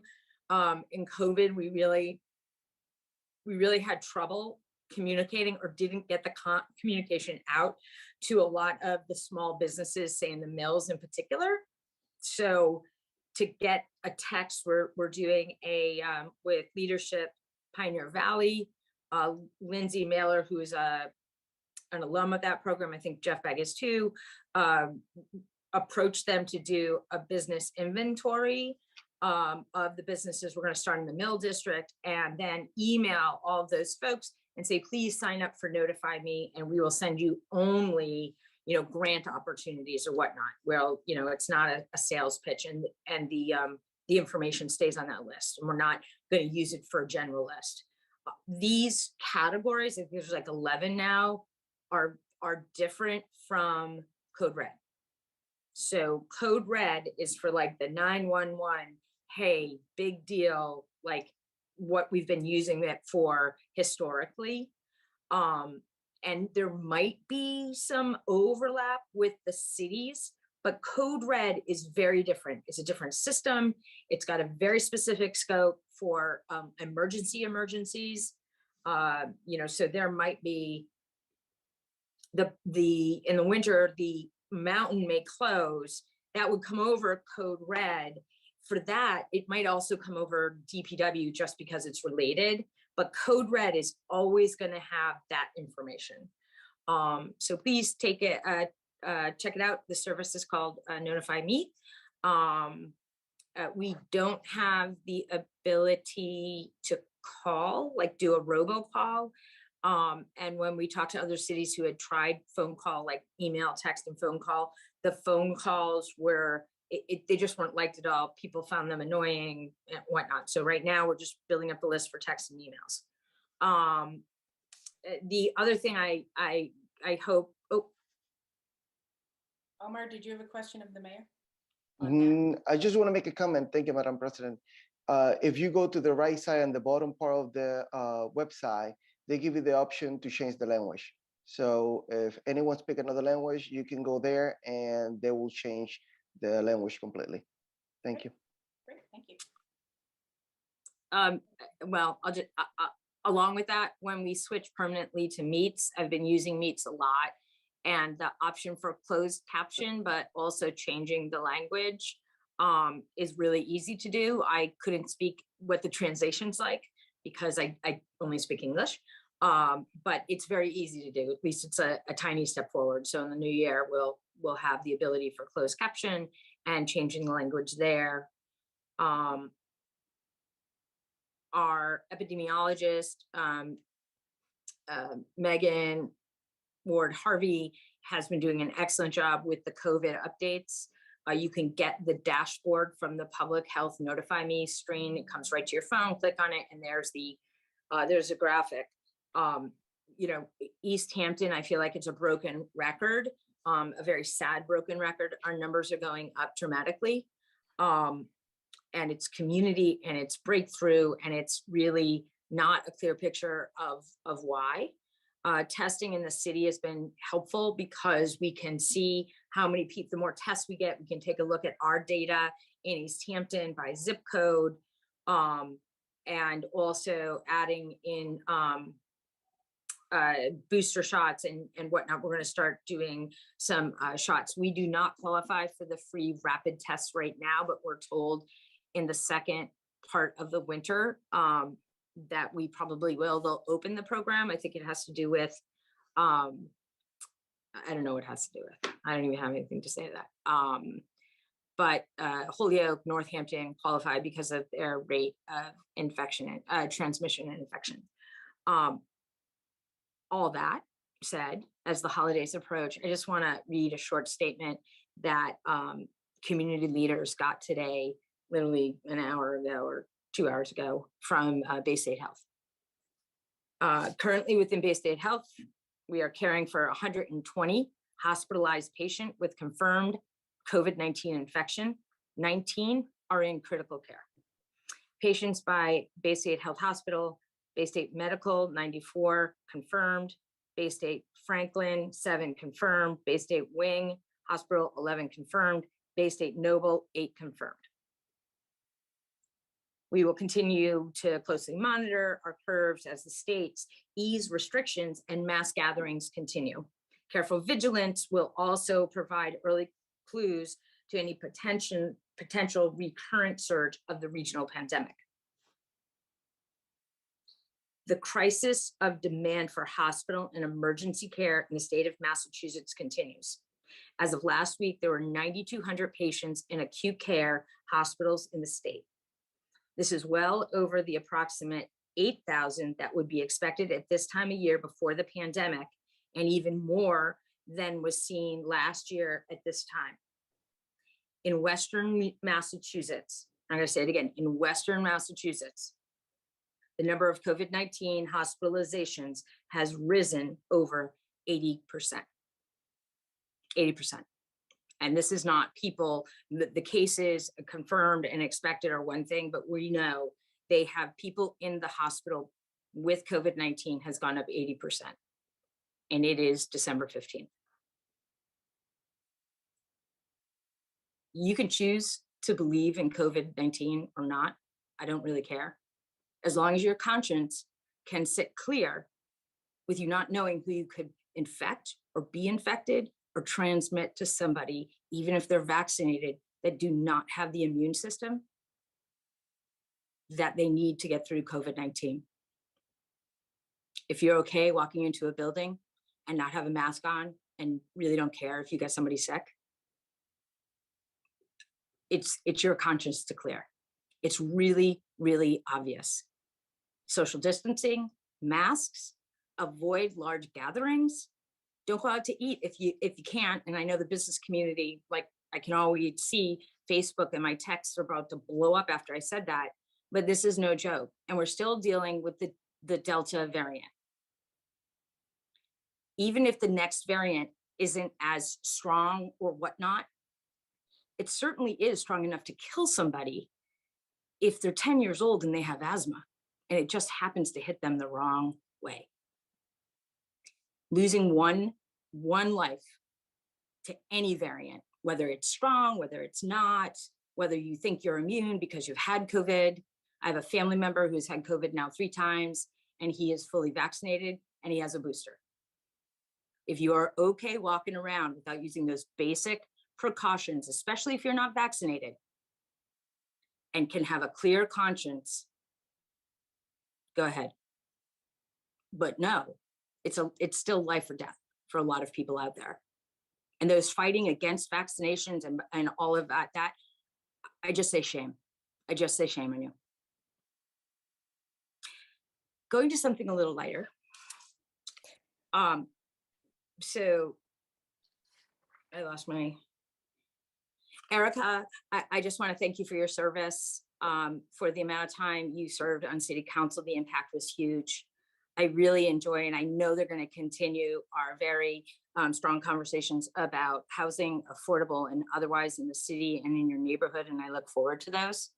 I also look forward to continue to work with you on Easthampton Media and some very exciting things that maybe the city and Easthampton Media can work on together, and really help out a backbone organization of the city.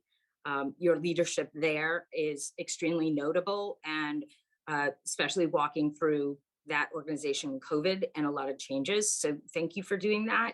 Thank you for stepping up and serving. It's not the most popular thing to do these days. And I think we can all agree that what you have to put up with as a public official is well beyond what one would expect, but right now is very, very contentious. So I thank you for your service. Congratulations on your wedding. And I hope to see you on a walkthrough, neighborhood event very soon. So thank you very much, Erica. I look forward to you returning to elected office in like 3 or 4 years. But for now, I'll say goodbye and look forward to seeing you at a council seat or whatever seat. The city will be better for it, and it's better now, a year later after your service. So thank you. Okay, President. Be nice. So I'm going to thank you for your service. And thank you for service in the different, it seems every term that you served was very different, whether it was a new mayor, whether it was a pandemic, whether you were the czarina of vaccinations. You have brought a steady course to the council and therefore the city.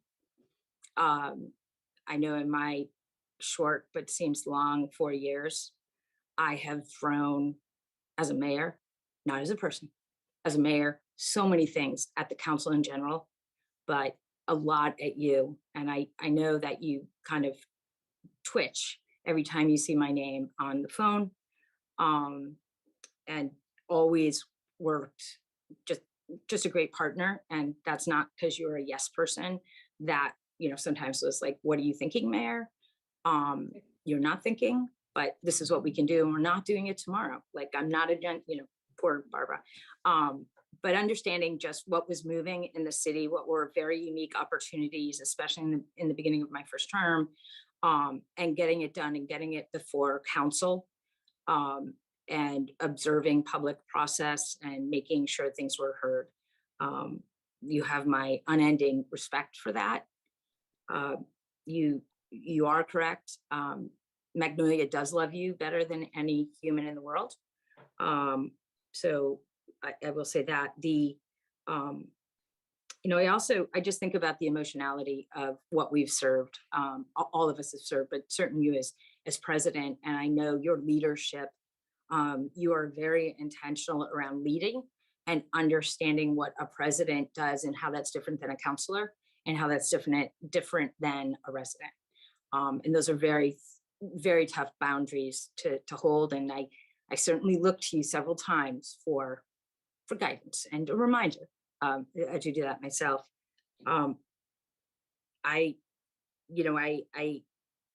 If I had $1 for every time you asked me very seriously, is this the hill you want to die on, Mayor? Is this the hill? So there were a lot of hills I chose not to. And I wish I had $1 for every time I didn't.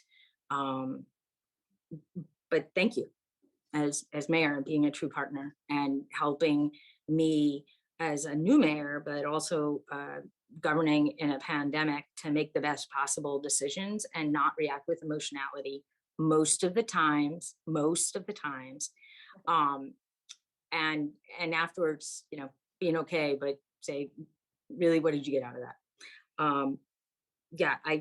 Your humanity and compassion and ability to take and listen to opinions that you completely don't believe in as a person, but recognize you are the president, the city council president of everyone in the city, is, again, it's just outstanding. I do have some suggestions for you. Oh, God. I do think in your next role, whether that be a retiree or a member of the senior work-off program, you really have to work on your communication and your messaging. It's very unclear, it's very fuzzy, and I think it'll just serve you well in life if you just work on communications, and certainly as a friend, more than happy to help you. Never watch a city council meeting or a committee meeting ever again. And I stole that. I stole that actually tip from Claire Higgins, and that's what she told Dave Narkowitz to do. Just don't. You'll be tempted. Don't do it. Don't do it. Also, don't accept any calls from city employees or other electeds again in your life, including me, because I'll forget and I'll try to call you. I would say the biggest congratulations goes to Deb, your wife, who I know you love dearly and should love dearly, and she loves you too, that you'll enjoy retirement together and travel. So thank you very much, Peg. And I do know how to get to you through my personal phone number. So we'll talk soon. Darn Thank it. you. Thank you, Mayor. Appreciate I'm it. done with the Mayor Communications, and thank you for the opportunity to give a Jeff Bag type soliloquy. I can't even say it, speech about you. So thank you. Thank you very much, Mayor. Okay, that was fun. We'll now go on to reports of standing committees. Finance, Councilor Rist. Wow, that's a tough act to follow. We do have some business. We do have a vote to be taken for a change of scope that was approved by the CPA committee 9-0. We have a rail trail account for the Manhattan Rail Trail project, which was started, I think it was 2009. It's been in there. We gave $50,000. There's still $25,985 in there in that account for the rail trail. And the CPA committee approved transferring it in what is known as a change of scope request. This doesn't require a public hearing, but unlike an intra-department transfer, this transfer requires the city council to approve it and the CPA, because we are changing what we originally appropriated the money for. We appropriated it to design the rail trail, and that's been done for years. CPA committee enthusiastically is happy that the balance in this project is being used by the planning department for a Payson Avenue rail trail crossing design, and also to improve the street sidewalks there. I'll let Jeff, you've already been challenged tonight to be brief. If you can briefly state it, but this is simply a change of scope, moving $25,985 from that old rail trail account into a new account for this Payson Avenue rail trail crossing.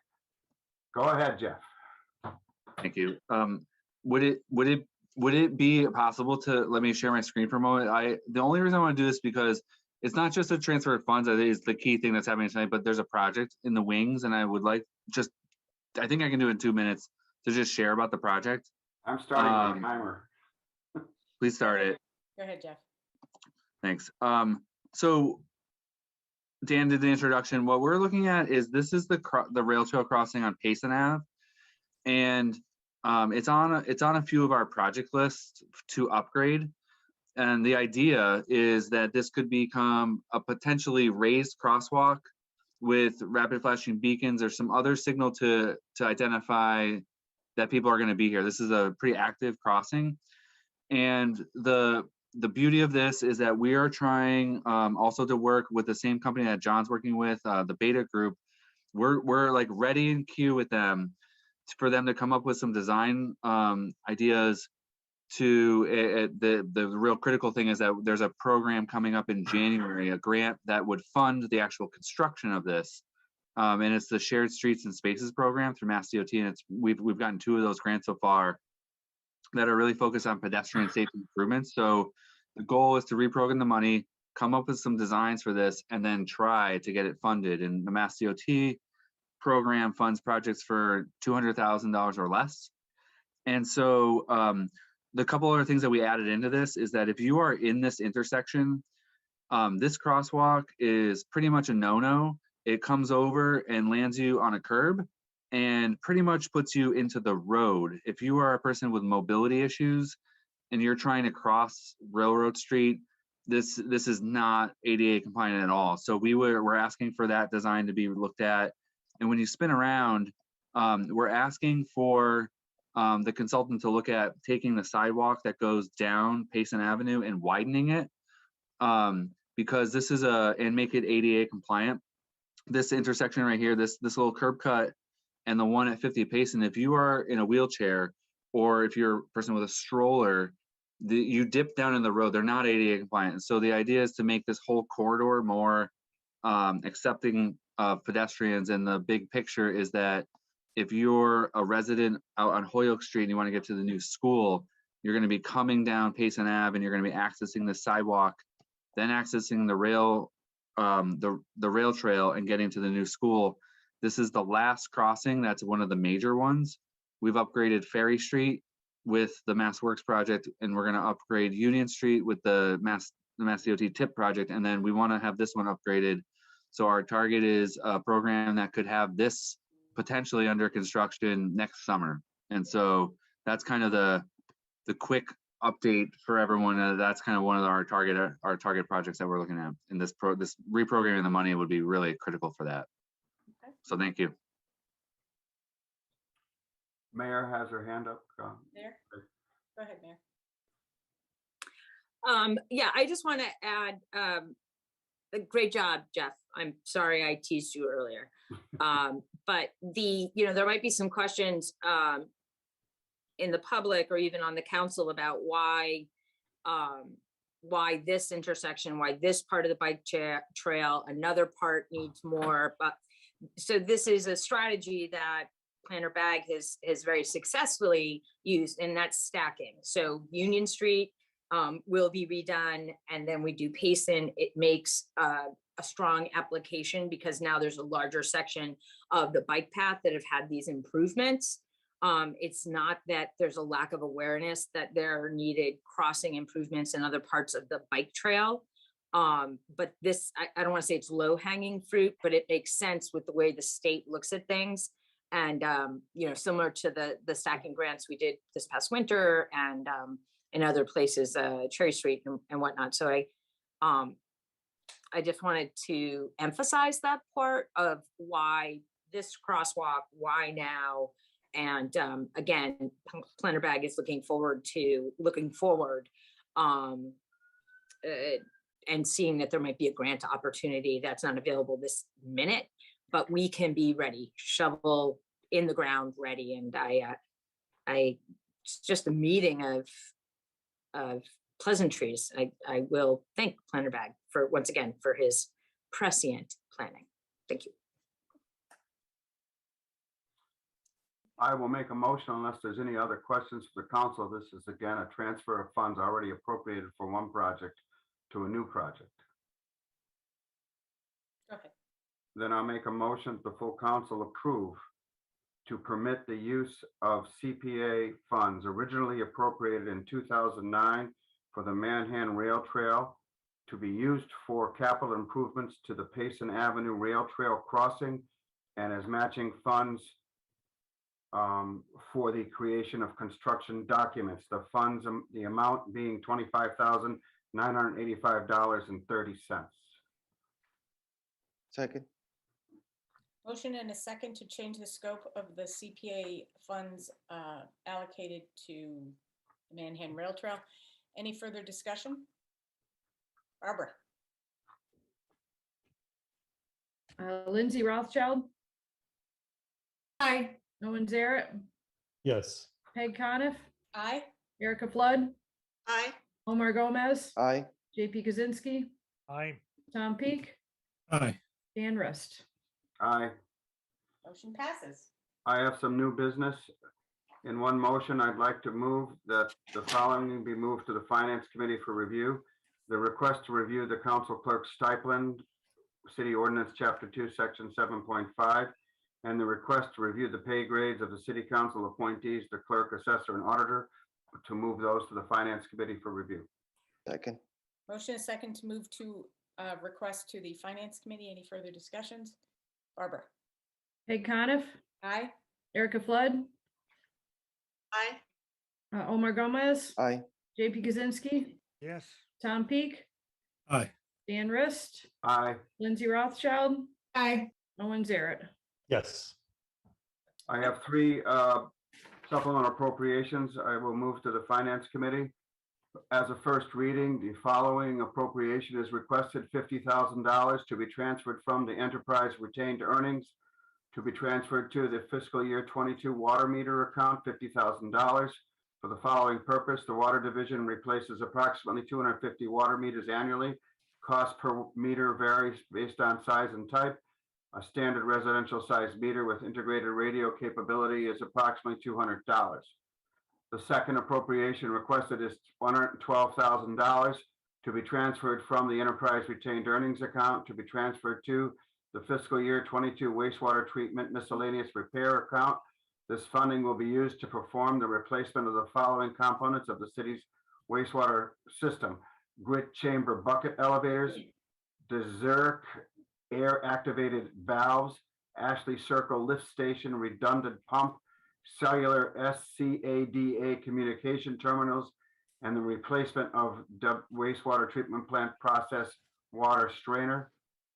The last one is a request of $42,655 to be transferred from the enterprise retained earnings account to be transferred to the fiscal year 22 Charles Street CDBG sewer improvement account, $42,655 for the following purpose. Sewer and drainage improvements on Charles Street were recently completed as part of the Admiral Street Neighborhood Community Development Block Grant Project. We are requesting $42,655 be appropriated from enterprise retained earnings to fund improvements on Charles Street that could not be covered by the grant funding. This work includes replacement of all sanitary and water infrastructure. I move that these three items be sent to the Finance Committee for review and also to be set for public hearing on January 19th, 2022. Second. Motion is second to move the supplemental appropriations to the Finance Committee and set a public hearing. Any further discussion? Barbara. Erica Flood, Aye. Omar Gomez, Aye.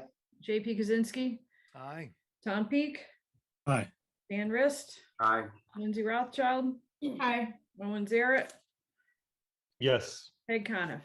Aye. And finally, the Finance Committee will meet for 5 minutes to approve the minutes that our lovely president has provided so quickly and so wonderfully all these years. Next Tuesday at 5:30. That'll, if you want to say goodbye to Peg once again, you can come in that meeting. Anyway, that concludes, Madam President. Thank you. Public Safety, Counselor Gomez. Thank you, Madam President. I want to start scheduling the next meeting. We're going to have a meeting December 21st at 5 p.m. for the same purpose. We're going to vote for the minutes that we have pending. And we met a couple weeks ago, and we start working in the Ordinary Review Committee final report. We still have some items pending. I do start a conversation with the police chief to finish that. So we'll do a report for the next council, and the next council president, they will have that. And the sidewalks in South and Main Street, we decide to keep it until they finish the work on that particular corner. And the committee vote 3-0 to recommend an amendment to the traffic rules and order. And that's why I'm gonna move to, I'm gonna choose February 2nd as a public hearing for this, because I think the next council president will be appreciated of having this one and that meeting on January 19, because it's gonna be a lot of items in January 19.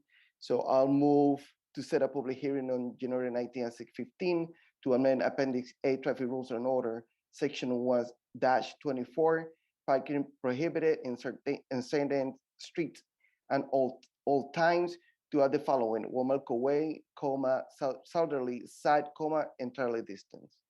Second. Motion and a second to set a public hearing for the review parking on Womelco Way and amending traffic rules and orders. Any further discussion? Barbara. Omar Gomez. Aye. JP Kaczynski. Aye. Tom Peak. Aye. Dan Rist. Aye. Lindsay Rothschild. Aye. Owen Zaret. Yes. Peg Coniff. Aye. Erica Flood. Aye. And in case I'm not going to be the chairman of the public safety, that we don't know yet, I will have a report for the next chairperson of the public safety. That way they can go through all the business that we still have. And that's concludes. Thank you, Councilor Gomez. Appointments, Councilor Rothschild. Hello, good evening. So we had a nice, lively, fun meeting last time. JP and I had 31 appointments and 2 new appointments before us.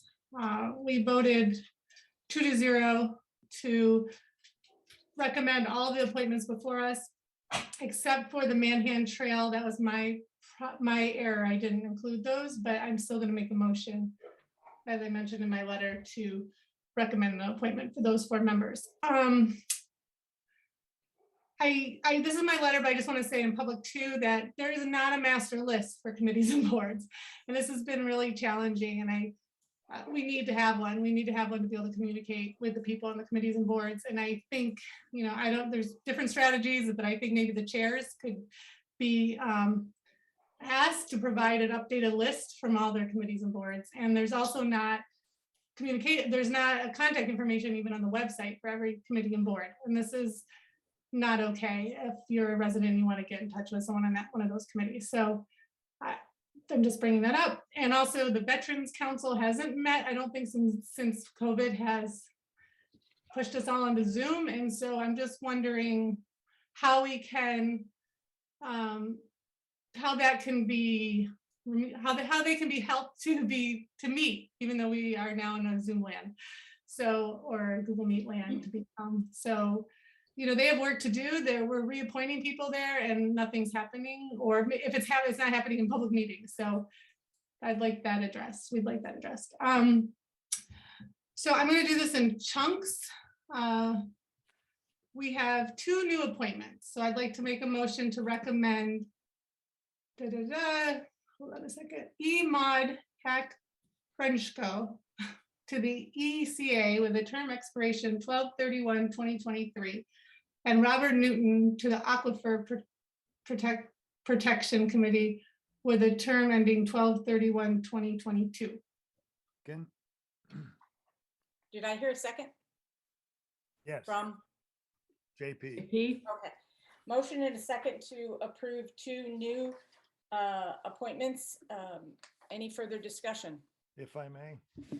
Counselor Kwasinski? I just,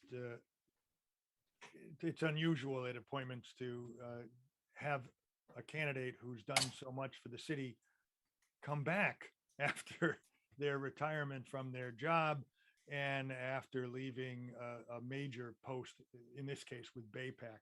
And I just thought it's important to note for those in the audience who may not know Dr. Robert Newton, he, if you would like to take the time to read his letter, you will find, and I know some of us here remember this, but he appeared before the council at a very critical time when Easthampton's aquifer was severely being threatened. And that was an expansion of the Northampton landfill. A huge expansion of the Northampton landfill was proposed. There were engineering reports, and those reports recommended the expansion. The environmental firm had been hired by the city, and it so happens that Dr. Newton was able to take a look at this, given his experience in underground geology, and he was able to, along with the help of an assistant, to identify science, which helped us to essentially stop this expansion, because aquifers and landfills just don't mix. So I would like to just put that on the record, and I'm thrilled that he's willing to join us on our Aquifer Protection Committee. Great, thank you. Anyone else? Barbara. You're muted. JP Kaczynski, Aye. Tom Peak, Aye. Dan Rist, Aye. Lindsay Rothschild, Aye. Owen Zaret, Yes. Peg Coniff, Aye. Erica Flood, Aye. Omar Gomez. Aye. Motion passes. Okay. I'm going to now do as a group the reappointments to the city positions. We have the city solicitor. Mark Tanner is up for reappointment. Carol Vito as the city tax collector, and Jennifer Gallant as the city treasurer. The city solicitor with a term ending 12/31/2022, and the tax collector and city treasurer with 12/31/2024. I'd like to make a motion to confirm their reappointments. I'm sorry, second. Well, we know how you're going to vote. No suspense. We have a motion and a second to approve the 3 city reappointments, solicitor, tax collector, and treasurer. Any further discussion? Barbara. Tom Peak, Aye. Dan Rist, Aye. Lindsay Rothschild, Aye. Owen Zaret, Yes. Peg Coniff, Aye. Erica Flood, Aye. Omar Gomez, Aye. JP Kaczynski. Should I second the motion? No, aye. Motion passes. All right. So now we have 28 more. I did include a packet with I asked everyone to, I send those questions out that we had approved in this body. And it's just great to hear back from people and how enthusiastic they are about serving on committees and boards, and people showed up as well. Like I said, if there's answers missing, so it's because probably I didn't have the correct contact information. Also, I got endorsements from the chairs of the different committees. And so I think each and every person that is up for reappointment is making a valuable contribution to our city. And we're just happy to have them all back. So I would like to make the motion to approve the 28 reappointments in front of us. Second. Motion is second, and I'm just going to clarify that the term expiration for those. Sorry, it's 12/31/2024. Okay, thank you. Okay, so motion is second to approve the mayoral reappointments. Any further discussion? Councilor Zaret. Yes, President Coniff, I'd like to speak to one of the appointments, and this may result in a amendment to the motion to vote separately on one of the items. So just from a point of order, I'll speak first, and then we can go from there if I'd like to make an amendment, if that's okay with you, Madam President. Sure. Okay, so as you're aware, there's a letter attached in the packet that I submitted regarding the reappointment of Eric Poulin to the Parks Commission. I feel like I need to speak on this item, certainly for my own conscience, and I want to be clear that I'm not here to sway the council, but I would be remiss in my duties if I did not bring this to the council. My observation of the individual, regardless of how anyone feels he's actually served on the Parks Commission itself, is his behavior publicly facing has been belligerent, misleading in some ways, defamatory towards public residents, elected officials, as well as departments, and just generally hateful. And to some degree entitled as well, in the sense that he seems to feel that he can make these statements without any repercussions. I want to give an example, one that caused me to receive multiple calls from city councilors, city officials, and residents alike that occurred, I think, sometime this spring. Wait. Police are abusing overtime? That would never, ever happen in Easthampton. And can you imagine a racist bootlicker like Zaret even questioning the police budget? Now, certainly I'm being addressed here, and I want to be very clear that I don't take this personally. I really have no personal feelings about it, but I have significant professional feelings as a city councilor and as someone responsible for voting to appoint this individual for a reappointment to the Parks Commission. This, I feel, is a product, the statement is a product of a long history of trolling, particularly me, by this individual as well as his surrogates. And look, part of being an elected official is showing up here every week or every other week and getting my butt kicked in every meeting, which frankly, I think you can all attest to the fact has certainly happened to me in a majority of cases for close to the last 2 years. But making statements like this, as well as when disagreeing how the Christmas tree went out in the pond, calling a individual who disagreed with this person's view that the folks that put the tree out were doing it for a photo op, to call them, and I apologize, the biggest internet asshole that ever lived. So this is someone we're going to appoint. This public-facing persona is someone we're going to reappoint to the Parks Commission. This is tantamount, in my opinion, to walking into your supervisor's office daily at work and telling them to go screw themselves and expect at your next performance review to get a raise. I feel that we have a duty to appoint individuals whose public-facing behavior is civil, kind, professional, and frankly accurate, because some of also what I've seen on the internet recently from the same individual is information about our police department that is misleading. And this is relevant to his work on the Parks Commission, because I can speak for myself personally. If I ever were to put a matter before the Parks Commission on an item I was working for instance, actually the dog park, I know that I can infer that if I walk into that meeting that this individual will vote against that item because of the explicit bias expressed here. Similarly, because of sentiments expressed about our police department who do work in conjunction with the park for security issues and such, I can say that I feel strongly that if there were ever an issue to come up about the police working in conjunction with the parks, again, explicit bias, this individual would almost automatically vote against it. I don't have the faith that they would be able to be unbiased about these things. Now, I want to be clear. A diversity of opinions is encouraged here, but there's a distinct difference between expressing a disagreement on a vote or policy and just making blanket statements that target people are cruel, uncivil, and unprofessional.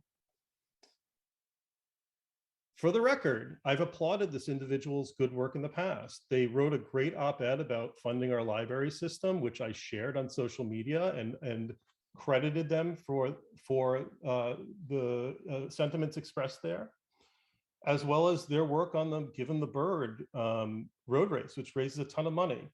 But this isn't a point system. The precedent's been set with Jim Valancourt and Kathy Gray. We discussed the fact that, unfortunately, statements made on social media or just statements made in general in a public-facing matter that are not becoming of, at least what I feel, are the values that we want and the qualities that we want in our applicants to allow them to be appointed. And I realize that this makes the council really uncomfortable, but I feel like voting yes on this appointment is like inviting a guest over to dinner who defecates on your dinner plate and then tells you to eat it. And I'm not eating that. And I would tell you right now, I would vote similarly on any certain future item, on any other appointee whose behaviors are brought to this council attention and is similar to this. So I'm a no vote. Thank you. Thank you. Anyone else have any, Councilor Flood? Oh, well, go ahead. Did Councilor Rothschild want to speak first? She is the chair and she had her hand up before me, so I just want to make sure. Yep, she's Go ahead. So I just want to recognize that I was unable to attend this committee meeting, so the recommendations before you are not a result of my voice and my vote. Had I attended this meeting, I would have made sure we had a vigorous discussion on this candidate. I do want to applaud Councilor Zaret for his courage in speaking up tonight. I think it's extremely important. I think I want to give him credit for recognizing the positives that Mr. Poulin has contributed in the community. He's clearly a dedicated social justice activist and a friend of the library. However, I 100% agree that all of us should have a public face, whether it's in person or on social media, that is professional.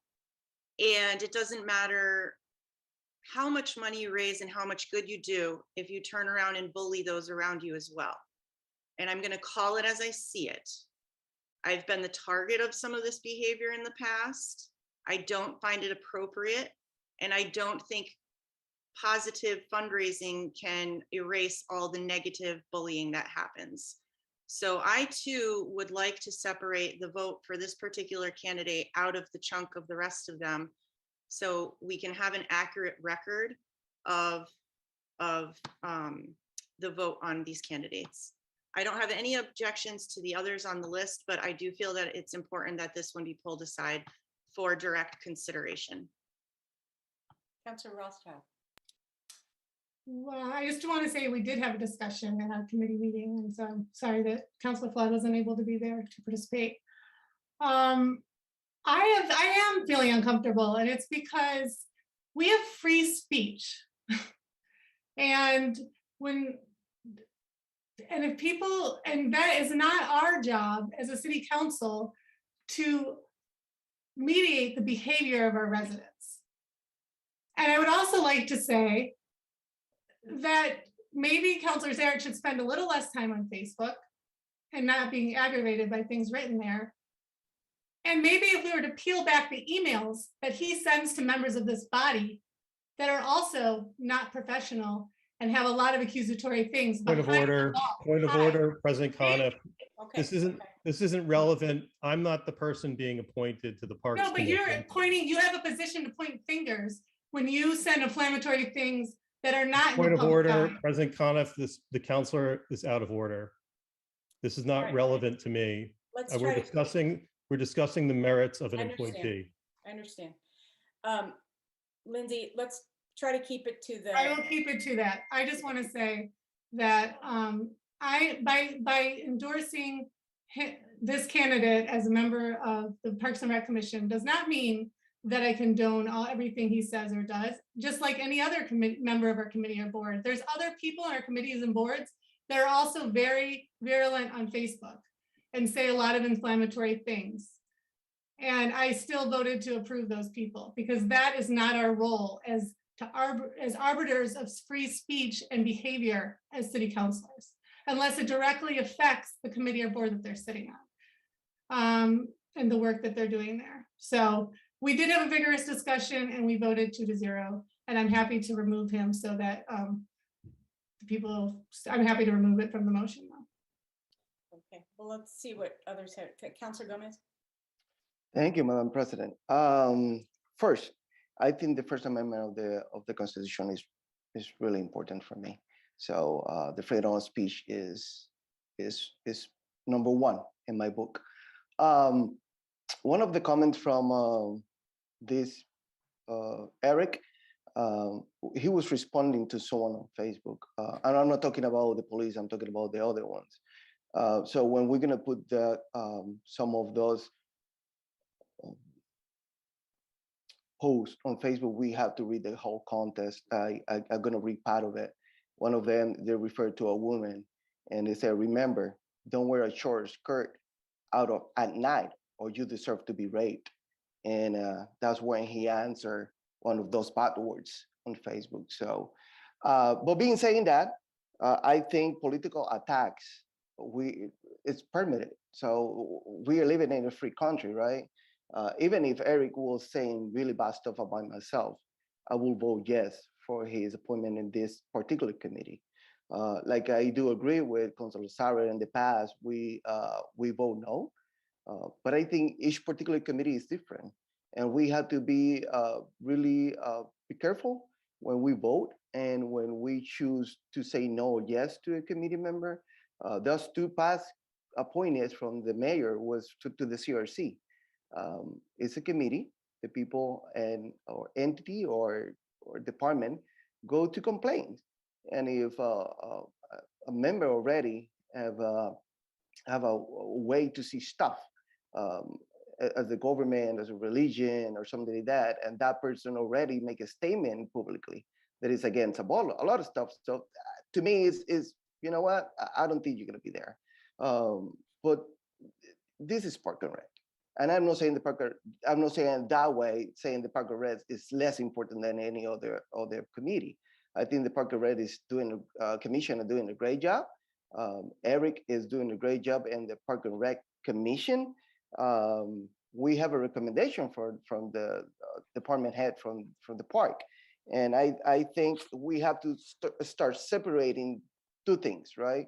Personal stuff with business stuff. I cannot compare any of the committee members as coming to my office to tell me what to do or saying backwards, because government is not like that.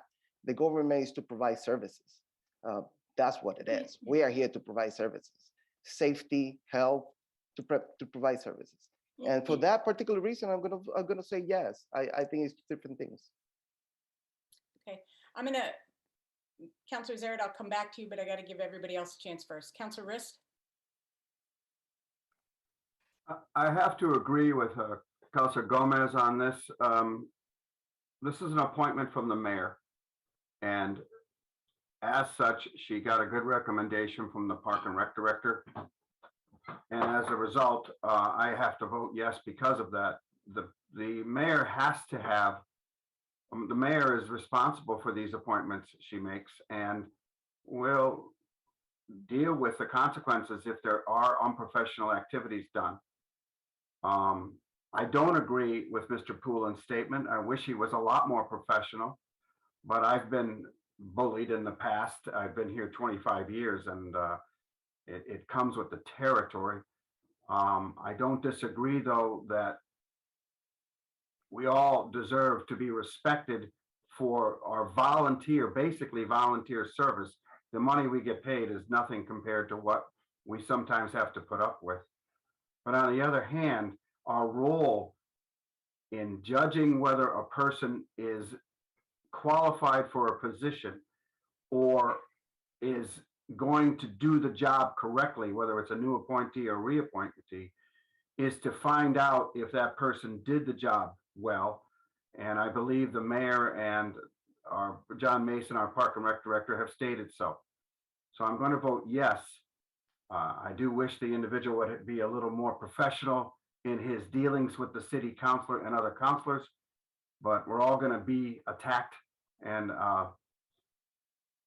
that's the society we live in, unfortunately. I personally don't go on Facebook because for that reason, except to see how my grandkids are doing, because it is a world where social media can really rupture your own personal feelings towards anything. And I think it's important that we all understand where that comes from. Anyway, I just wanted to say we have to respect our mayor's position on this, and we have to respect our Park and Rec Director's position. I do hope that I think it's appropriate, however, Councilor Rothschild, that we vote on all of the other appointees first and then vote on Mr. Poulin separately. Thank you. Councilor Kwasinski. Thank you, Madam President. I appreciate Councilor Zaret's willingness to speak his mind. And I also appreciate that there is a difference between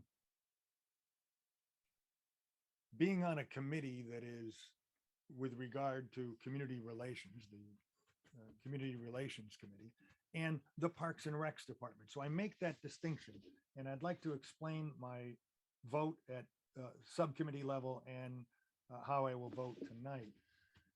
First of all, let me say I do agree with splitting the matter so that we can take a separate vote and everyone can participate in that. But I think being a member of the Community Relations Committee raises a different standard. I think all of us hope to have that committee be productive, and I don't think it can be productive if you don't have people who speak in a manner that hopefully doesn't call for swearing, bullying. And I think those for me are very important criteria. In this case, if the language and behavior, although I would encourage everyone to speak otherwise, I don't think that rises to the level in this case for a Parks Department appointment. And I also weigh very heavily the recommendation of the Parks Director, John Mason. I read that carefully.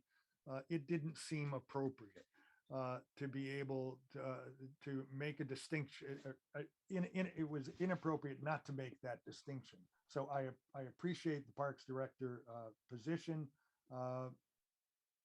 And I would encourage that anyone who is on a city committee, city board, to do better in their attacks, no bullying, and that we can learn from this. I'm glad it was discussed at the council level. My vote in this matter will be in the affirmative for the appointment. Councillor Peak. Thank you, Madam President. I feel like I say the same thing every time one of these comes up, which is just that I don't know how we do this, but I wish we could come to some sort of better understanding on like a sort of, maybe it's a rule or something about exactly. And I know we actually did do a rule, but just in terms of when we're looking at an applicant who has sort of a controversial public persona, when we are supposed to be taking that into account and when we're not supposed to be taking that into account, because I hear what all my colleagues have said and I respect the various points of view, but at the end of the day, this all feels rather post hoc to me. Like, people have, how they feel about one another and about the applicant and about the communities that surround the applicant, the communities that the applicant is criticized, and those are undoubtedly coloring the decisions that we're making as we sort of process how to handle this type of situation. I've seen this is the 4th or 5th time we've done this. And I feel like every time I make this speech, I don't know what this looks like, but I don't love how, Councilor Zaret said that he knows that these sorts of things make people uncomfortable. And you're right. I think that one of the reasons these things make me uncomfortable is because whenever these things come up, there's these sort of these various discussions, these various slippery slopes that I see about, oh, well, what's the political significance of this vote? Does it condone certain things? Does, if we start shutting down people for one thing or another, does that create like a precedent that suddenly you can't criticize the city? I mean, these are all, I think, good points. I also think that there obviously is some point where you have to say like that these are like that something is potentially beneath a appointed official. I don't know where that point is though, because we don't have a policy, because I don't love that. So that's my first point. The second thing that I wanted to say, and it's completely unrelated to this, but there is another point in the batch of appointments that I wanted to bring to attention, which is that we have at least one reappointment from the Telecom Advisory Committee. Yeah, I'm correct there, right? Right, Lindsay? Yep. Yeah. So it's just one. So that's on me. When I wrote that committee, I had written the language as a brand new city councilor with the idea that after the committee's creation, it would be sort of automatically dissolved, like, or after this committee, because the committee it's essentially an ad hoc committee, but I didn't know what an ad hoc committee was back then. So the committee was set up to write a report, and the report's written. There's no work, like by ordinance, there's nothing left for the committee to do. What I should have done between now and then is submit an amendment to abolish that committee. Well, why don't you go ahead and make that amendment now, Councillor Peak, and we can get through that issue before we resolve the other issue. Well, since since the committee was established by ordinance, my understanding is that it'll need to be abolished by ordinance. Right, but we don't have to approve a reappointment. We can just. Sorry, Yes. I meant to say, I should have separated him out too, because we didn't vote on Stan Diamond as well. So, because we knew that this was an issue. So looks like I'm gonna redo a motion, so I'll remove him as well. Okay, That's all. So yeah. Go ahead. So I guess what I would suggest is that we not reappoint anybody to that committee, and then in the new term, I will formally introduce legislation to dissolve that committee. But it seems silly to reappoint people to a thing that doesn't do anything and can't do anything because we've done everything it's supposed to do under ordinance. Okay, so before you make a revised motion, Councillor Rothschild, or we take back the motion in the second, let's continue the discussion on candidate reappointment for candidate Eric Poulin, and then we will go ahead and clean up the motions and start anew. But I would like to just hear from Councillor Zaret one more time, Councillor Flood, and I'm going to add my 2 cents to this conversation, which is I hate social media so very much. It enhances my life, not at all, except for pictures of dogs. But beyond that, I mostly feel bad when I read it. And people are just mean. And I don't know why. Maybe it's the anonymity of it, and that you're not looking someone right in the eyes. You're just sitting at a computer screen typing. It's very disturbing that people feel so comfortable to say horrible things about other human beings with no consequence or feeling whatsoever. It's happened to me, and I know it's happened pretty much to all of us. I will never understand it for as long as I live, and I probably don't have a lot more longer to live, so I'm never going to understand it. But that said, I do not know how we vet, kind of to what Councillor Peak was saying, I don't know how we vet every person coming through wanting to be on a committee, scrubbing their social media to find things that are horrible about it. I am certain there are horrific things said about me in the Easthampton arguments page, but because I don't belong to it, I have no idea, and I'm happy living that way. And, you know, God bless everyone who wants to say bad things. But if we have to start scrubbing everyone's social media to get to things they may have said 2 years ago, 5 years ago, 1 year ago, I think we're going to go down a rabbit hole that we will never get out of. And, you know, yes, it's incumbent upon people who want to serve government, whether it be voluntarily on a committee or as an elected official, to just kind of clean up your act. Like, what are you doing? But that said, you don't have to be a great person to do this. We have clearly seen not such great people get elected.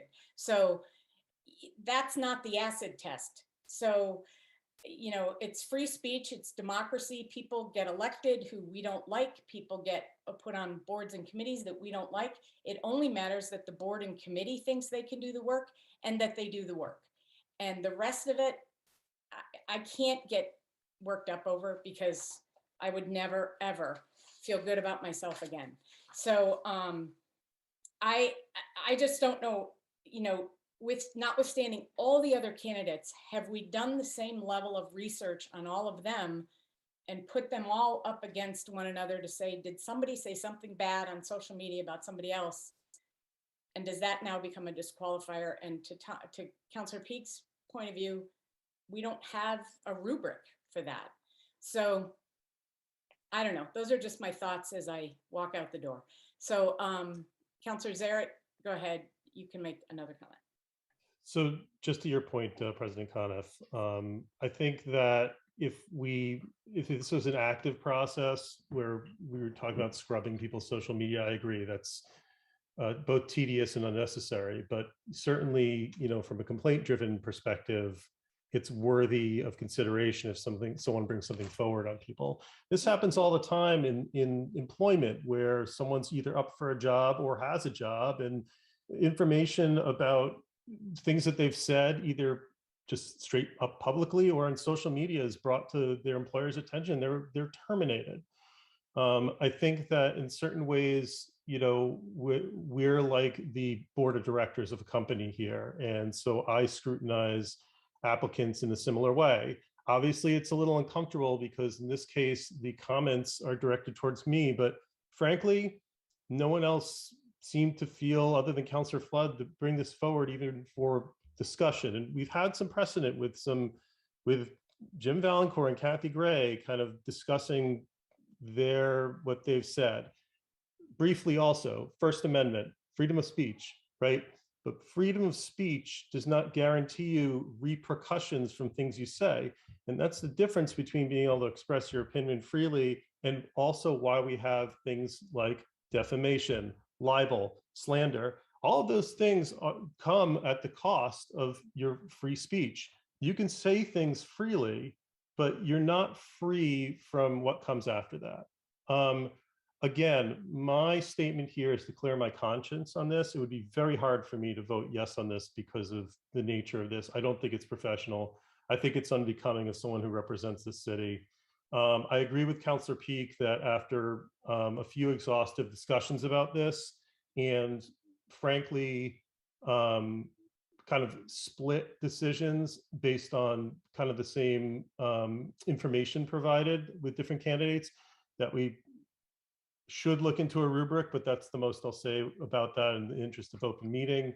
I don't want to belabor this. I just wanted to express I would have a crisis of conscience if I didn't say anything. That's all.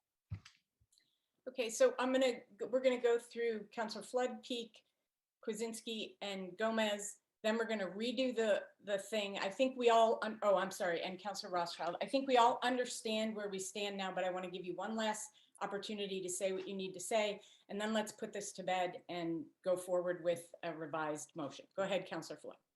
Thank you for the additional time. I appreciate it. I just want to say, of course, I am a supporter and a promoter of free speech. Of course, I trust Mayor LaChapelle's judgment. I also, though, want to say that as a member who came to this appointments committee, and one of the first things we tried to tackle was having a process for looking at these issues.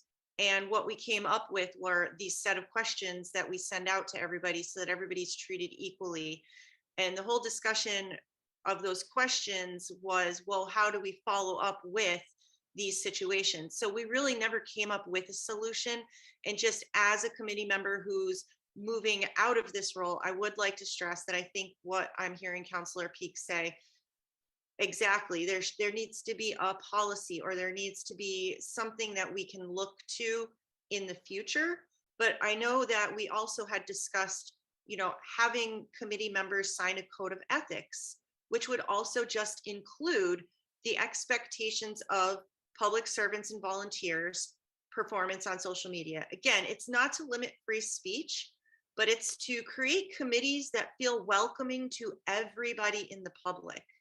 So if I have an idea for an event or a project with Parks and Rec that I would like to bring to them, I want to be comfortable approaching those people. And if I see adverse behavior on social media and then I realize that person is on that committee, that might stop me from approaching that committee with what could be a fantastic idea.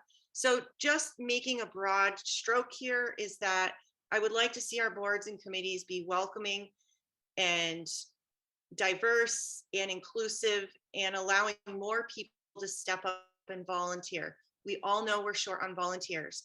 I'm not trying to shut the door on volunteerism, but I would like to make it more comfortable by stepping up the professionalism that is expected from those people who do come forward. And yeah, that's all. Thank you for the time. Thanks, Councillor Flood. Councillor Peak. Thank you, Madam President. So, I mean, when it comes down to it, everyone on the council has spoken, and I think everyone but me has explicitly said how they're going to vote. So given the fact that for a no vote on an appointment thing, you need a majority against, I think it's pretty clear where this is going to go. And it seems pretty clear that the majority of people on the council are of the opinion that for something like Parks and Rec, which is different in its sort of nature than the CRC, that folks should be allowed to hold strong, at times controversial opinions, including making some pretty harsh statements about members of the city government, and that provided that they do their job and have the respect of their peers, that's okay. And I think that is a position, again, I have a really hard time having a really hard position on this, but that's clearly what at least half the council believes, and I'm fine with that. The one thing that I just need to say though about this is that this is probably not going to be the last time we have this conversation. And it just so happens that Mr. Poulin is sort of in the same general political sphere as a lot of us, right? And so what I'm just want to say is the next time we have this conversation and it's about a person on the Board of Public Works or the, you know, whatever it is, that maybe doesn't share our politics and maybe says some stuff that maybe we find really, really gross, that I'm going to have a really hard time getting on board with any attempt to have a problem with that based on this. That's my point. Like if this is the precedent that we're setting, that, you know, on these more technical boards, it's this sort of behavior is fine, then I think that's a lot. I think that's an okay position. I don't necessarily disagree with that. But if in 6 months or 2 years, we turn around and decide something very different when it's sort of a different political situation, that is going to be, I think, a really bad look for us. So I just want to throw that out there, that, you know, if that's just sort of where I am. Like, I think in doing this, we set a precedent. I don't necessarily object to that precedent, but I do think we need to be very mindful of that in the future. Thank you, Councilor Peak. Councilor Kwasinski. Thank you, Councilor Peak, for your clarification. I had wanted to say that with regard to establishing a rubric or a standard, I think this really is a political decision, something that the politics of the city, the politics of the councilors, the politics of the public, they want us to be thinking about each candidate in each situation. I wish there was a simple way there could be a written policy and say, oh, you violated that policy, you can't be on this. That really is simplistic, because there are times when we have to make decisions, when there is free speech involved, when there is an opportunity for flexibility, and making a distinction between one committee, the Community Relations Committee, and the Parks Commission. All of that requires judgment, and I think that's why appointments come before the council, and it's the council's decision to make those hard choices. It's also our responsibility to be sure that we have free speech. So I don't think it's really possible to have a rubric. It's judgment, and I think there is a distinction, and I will just clarify, if I didn't before, that if these comments were directed to a member of the public with regard to the person's role and how they served on the Parks Commission or any other commission, I would vote differently and I would feel differently. But that's my opinion. Thank you for your indulgence, Madam President. Thank you, Councilor Kwasinski. Councilor Gomez. Thank you, Madam President. First, I'm going to start saying that, again, this is no private company. This is the government, and the government is to provide some services. I do agree that we, and I include myself there, we should have professionalism. We should treat everybody with professionalism. But the First Amendment is always there, and people are allowed to say what they have to say. That some of those stuff that we said have consequences, definitely. But I do agree that we have the freedom to say whatever we want when we don't do anything illegal. And if those comments from someone is illegal, I think, and the person who feel the attacked by illegal action, they will take legal actions. But if it is a political criticism, we have to take it. To answer some of the question, I think this conversation is always productive, even when they're hard, because that's our job, right? As elected officials, this is our job to evaluate the appointment from the mayor when those appointments are good or when we believe those appointments are not good for the committee. So I think each committees are different, and I think these conversations are really productive. Believe it or not, sometimes I look like a weird saying exactly the same or not, but I think it's really productive. I just want to finish saying that we have to really be careful if we're gonna start, if we're gonna set a precedent, not to accepting people when that people criticism the city or criticism elected officials, and then we're gonna shut down people in our community with the First Amendment, and we're gonna stop criticism, even when those criticisms are hard. I think we need to be careful with that. Being saying that, again, I think this conversation is productive, believe it or not. Thank you, Councilor Gomez. Councilor Rothschild. A few things. One is I completely agree with Councilor Krasinski about this candidate's comments. They were targeted at city officials and city government and people in the public. And while I do not enjoy that aspect of being in the public, that anyone feels they can criticize you, unfortunately, it does come with the territory. And I would feel differently as well if somebody was criticizing, throwing those at residents who might be using the park, for example. So I do agree with Councilor Kwasinski's distinction. I also I just feel like it's important for the record. He keeps throwing, Councilor Zaire has used Kathy Gray as an example a couple times. That was a completely different situation. She provided an application and resume to the committee and to the council that had fabrications on it. It was like untruths. So that's a different situation than saying things, than being bombastic on Facebook. Another thing I wanted to point out is that, to Councilor Peak's point about if people come forward with different political views, that hopefully we, have the same kind of feeling towards free speech. I would challenge my city councilors to look back at people we've appointed who had different political views, who are very bombastic in Easthampton arguments, and we didn't question them at all. So what kind of bias is that? There's people on our committees and boards that have said really outstanding, rude things. And you know what?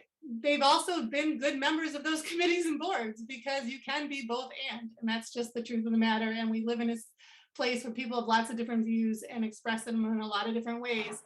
But I would say to you, we've shown bias and not questioning people that are already there, if you want to go down that road. So yes, I'm open to free speech from every different angle, even if I don't enjoy it. And thank you for this discussion. Okay, so now whoever made the second for this motion, do you remove your second? I remove the second. And Lindsay, do you remove your motion? Yes. Okay, so do you want to make a new motion now? I would like to make a new motion for the 26th, because I'm also excluding Stan Diamond from that list. So from the 26th, reappointments, not including Eric Poulin and Stan Diamond from the agenda. So I'm recommending to confirm them. Okay. Second. Motion and second to confirm the reappointments with the exception of Eric Poulin and Stan Diamond. They will 2024 is the expiration, 12/31. Motion for 12/31/2024 expiration. Any further discussion? Barbara. Dan Rist, Aye. Lindsay Rothschild, Aye. Owen Zaret, This is for the 26th? Yep. Yes. Peg Coniff, Aye. Erica Flood, Aye. Omar Gomez, Aye. JP Kaczynski, Aye. Tom Peak. Aye. Okay, motion passes. Now, I would like to, well, now I get to make a motion for Eric Poulin to be confirmed in his reappointment to the Parks and Rec Commission. So with a term expiration 12/31/2024. Second that motion. motion and a second. Any further discussion? Barbara. Lindsay Rothschild, Aye. Owen Zaret, No. Peg Coniff, Aye. Erica Flood, No. Omar Gomez, Aye. JP Kaczynski, Aye. Tom Peak, Aye. Dan Rist. Aye. Motion passes 6-2. 6-2. Okay. And I think that's it. We're just not going to do anything about Stan. Point of order, Madam President. Yes? He's automatically appointed to the committee. Oh, good Committee point. still exists, Good point. so we have to vote, I guess, Negative. not to appoint him. Well, We have to say can't the no. mayor take back her appointment? Yeah, that's another, that's another. I think we should do that than appointing someone to a committee we don't want to have. We just- Well, not appointing him. I don't think it would be appropriate point of order for the mayor to withdraw a nomination at this time. I think it's for us to make that determination if we feel that the appointment shouldn't be made. For the Okay, time. we've done that before, but either way. Yeah, I think it's completely fine if we want to remove Stan Diamond from the list of reappointments for this and vote on that. We either do or we don't want to remove him. And I think that would be fine if we don't vote, if we don't move forward with his reappointment to a committee that doesn't exist. So it seems a I little don't think it silly would be at this point. So, Dan, I saw your hand first. Technically, I'm wondering, the committee still exists until we vote I not to thought we have did it. though, didn't we? No, we can't. We did, we did. No, Tom, the committee still exists, right? We need an ordinance to make it not exist. So if ever you change your mind, Stan can't be on the committee for at least, what is our rule? 6 months? Didn't Well, it? we It can won't change the happen in rule. 6 Never mind. months. Hey, Just hang on, guys. Never mind. Didn't this fall under ad hoc committees? No, No. because Okay. I wrote it in my first month as a city Oh, councilor and I didn't know gotcha. what an ad hoc committee was. So Okay. that's on me. But Okay. if I did it again, I would do it as an ad hoc committee. Okay. Whichever, do you want me to put him forward, or we can just let him glide on, me too, either way. I don't know why we can't just make a motion to remove him from the list. Oh, you can make a motion, okay, I'll make a motion to remove Stan Diamond from our list for reappointments. That would be Second. good. Okay. Motion and a second to remove Stan Diamond from the list of reappointments put forth by the mayor. Any further discussion, Counselor Zaret? Just quick question, just a point of clarification and point of procedure. Is there any merits to making this removal without prejudice? Is there anything within our charter or rules that stipulates if he's removed that it prohibits him from applying again? I'm assuming no, but I just want to be clear. And just There's the no record. committee to apply to. I understand that. So that's fine. So just the record to reflect too, that obviously I'm going to remove him because the committee doesn't exist, not because I disagree with his. Oh, You did absolutely. a great job. Yeah, absolutely. I would support that. Okay, agree. So the motion on the table as amended is to remove Stan Diamond from the reappointment list as a result of the Telecom Advisory Committee no longer existing. That's the motion. God, this is so I love difficult. city government. All right. I got to Did give we you get a one second? last headache, Peg. Did we get a second? I know, I doubt it. Did we get a second? Second. Yes. Then let's go.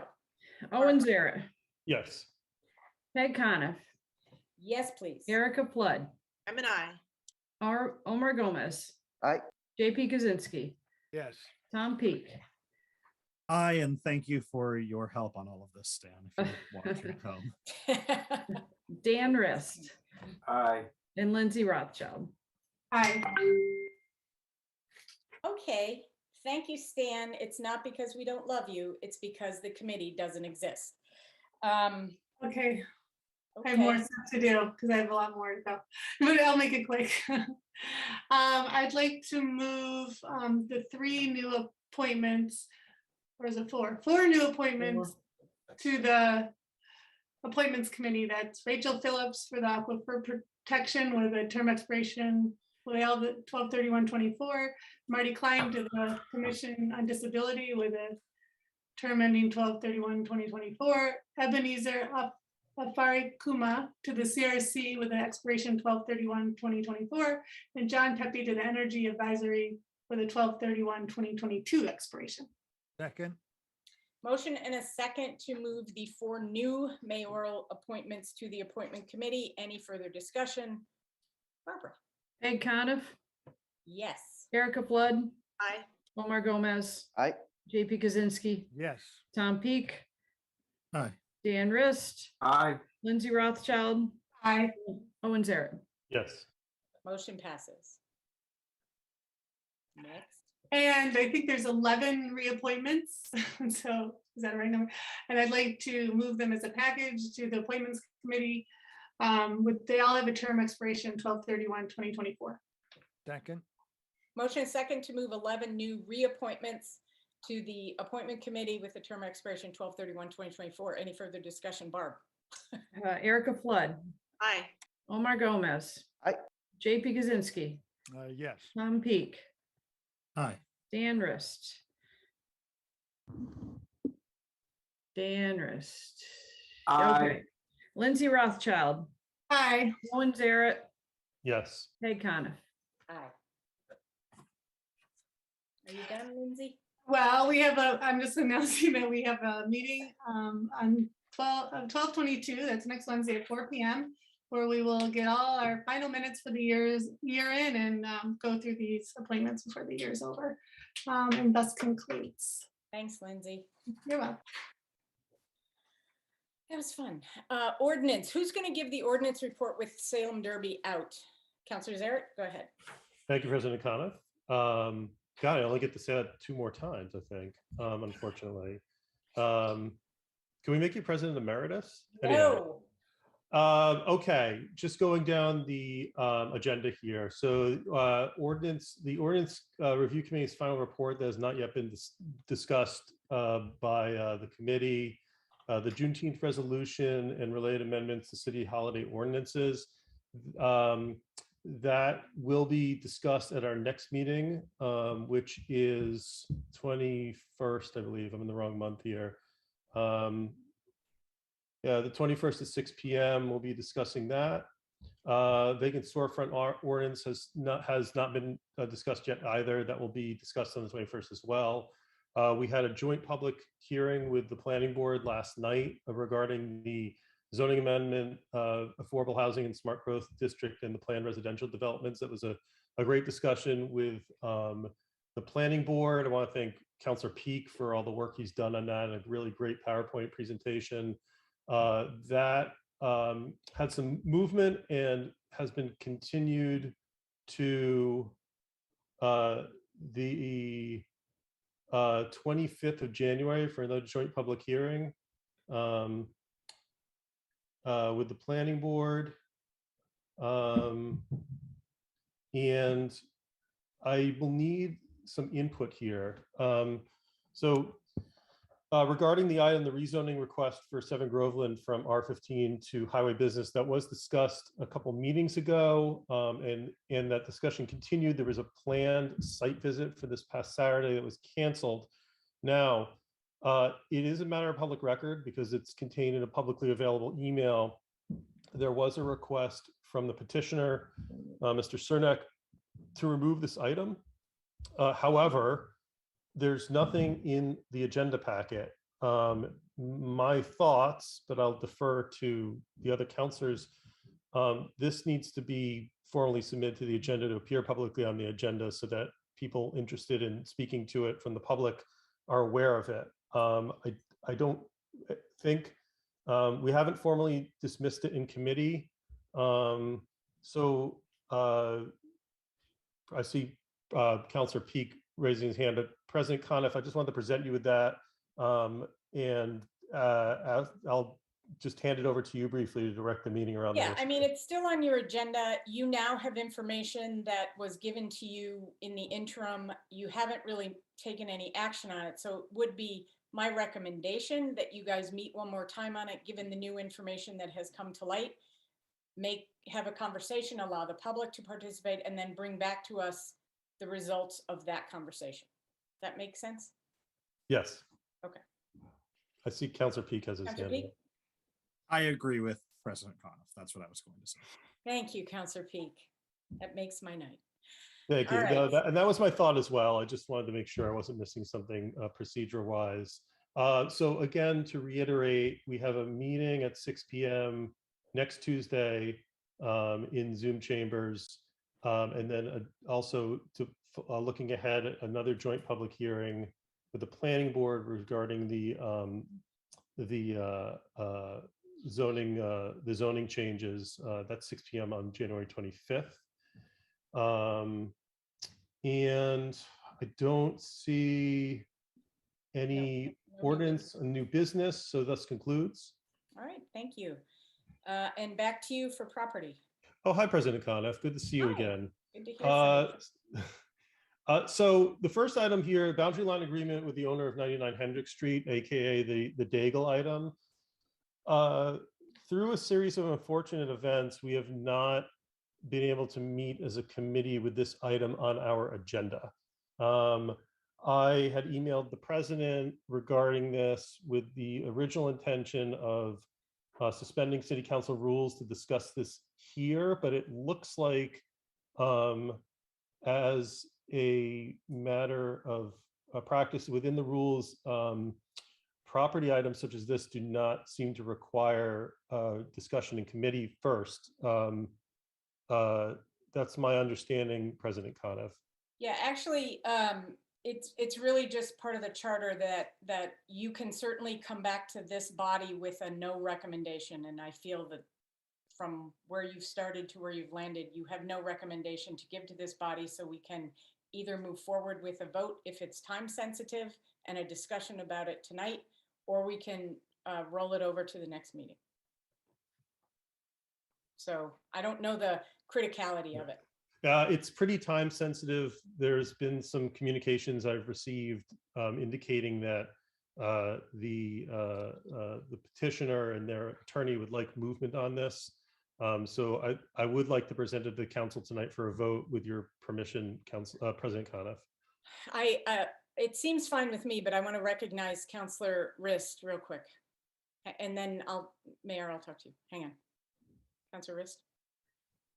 My concern is, do you have sufficient information to tell us, Councillor Zaret, the pros and cons of this based on conversations you've had with anybody involved, whether it be residents or the owners, or et cetera?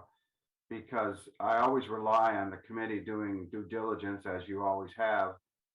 And this concerns me that, I guess, if you do have that kind of information, pro and con, or members of your committee do, then we can certainly move forward. I'd like to know what the urgency is, for instance, because although we do have the ability to vote on this, because all we are required in the charter is to send it to committee, the committee can return it without recommendation. Whether they didn't want to recommend it or whether they didn't meet, that's okay. But do we have enough information? And number one, do you feel you can really provide the council with enough information, pro and con? And secondly, what is that urgency? How urgent is it? I know the property owners, it sounds like they have an urgency, but what is that urgency? If you could answer those.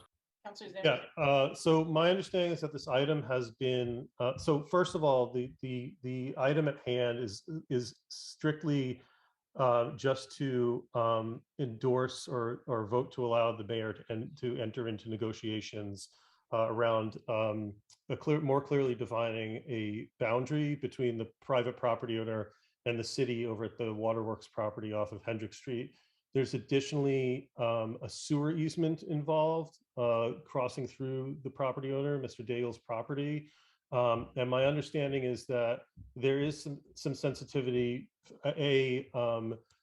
due to the amount of time that this has been in discussion with the city. It came to the council somewhat later in its existence in discussions with the city. I have not received any concerns from the public on this matter. Frankly, the public in this case is really Mr. Daigle, and any other concerns would be the city and the city property. I have had the opportunity to review this with the city attorney. They have no concerns. And I was able to discuss this with the mayor as well. And if I may, President Conniff, if it's appropriate, and I didn't know, I can't see it, but I think I infer that the mayor's hand might be up. Yep. I would recommend, if it's appropriate, to ask the mayor for input on this issue. Absolutely. I mean, it certainly directly impacts the mayor. So Mayor LaChapelle, do you have some comments on this? Yes, echoing some of Councilor Zaret's comments and asking for a vote tonight. The property boundaries between Mr. Daigle's property and basically where the water department is have been long confused, fuzzy, and unsettled. It is helpful to the city to get this cleared up sooner rather than later, especially as we might be looking at improvements at the water department through ARPA funds or retained earnings or whatnot, and to know where the boundaries are and settle that with the abutting property owner is beneficial to the city. Our city attorney has spent back and forth conversations with Mr. Daigle, as well as Mr. Daigle's representation. It's been over, I think over a year. And, you know, where I would like it cleared up. We have a really great solution that I think can be finalized. Greg Nettleman and Dan Murphy of DPW also are in agreement to going forward on this and would like to see, you know, our land boundaries around the water department cleared up. Thank you, Mayor. Councilor Riss? Hearing that, and also the fact that the mayor, the actual motion would be to give the mayor authority in this regard, and therefore her administration, I have absolutely no objection now to taking this vote, because I do trust the mayor and that she will resolve the matter in the benefit of the city. So I have no objection. Any other comments from any other councilors? I concur. All right, then Councilor Zaret, I understand that there is a 2-page resolution, if you will. And I would recommend at this point that you make a motion to accept and approve the resolution, but read it to the last word. I am milking every minute of my presidency out of this meeting. So take your time. President Confer, you say you're gonna miss my resolutions when you're gone. I am not saying that I will miss your resolution. But I do think that the language of this resolution accurately describes the matter at hand. So I think it will, once the motion and hopefully a second is made, if there's, this will, I think it explains the situation well, so. Hang on one second. What, Councilor Kuzinski? Did I hear read this for 2 pages? I would recommend. We have to read it into the record. Showing it on the screen. Do you not? Okay. I mean. And dispense with reading every word. No, I think we have to, where's Barbara? Do we have to read this, Barbara, or are we just gonna look at it and go, yes, we approve? Well, I think I feel like we should read it. I think because it's kind of hasn't been on the agenda front and center for a while, it might be good. I know, I don't want to have him read it either. I don't either, but I think it's the right thing to do. I do too. Okay. Sorry. Sorry. All right, go forth. I'd like to make a motion to accept the following resolution, to accept the grant of an easement and to enter into boundary line agreements with Daniel Daigle.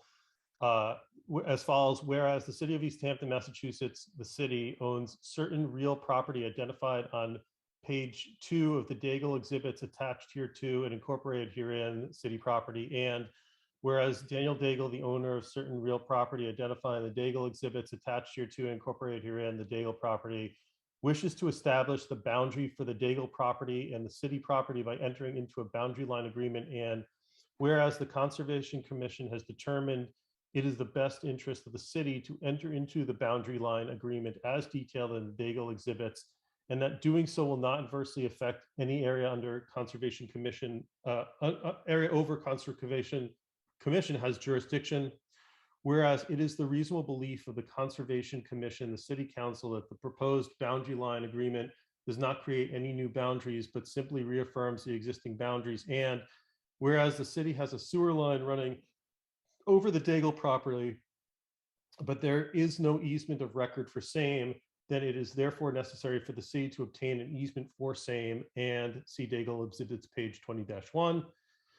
Whereas Daigle has agreed to the city an easement over the Daigle property, see Daigle exhibits page 17-19, and whereas the Department of Public Works has been consulted and has determined it is in the best interest of the city to enter into the boundary line agreement and accept the easement described herein, and whereas it is the best interest of the city to enter into the boundary line agreement and accept the easements described herein, and whereas the mayor of the city be authorized as necessary to enter into a boundary line agreement and execute any and all instruments as may be necessary on behalf of the city to effectuate the boundary line agreement and accept such sewer easement.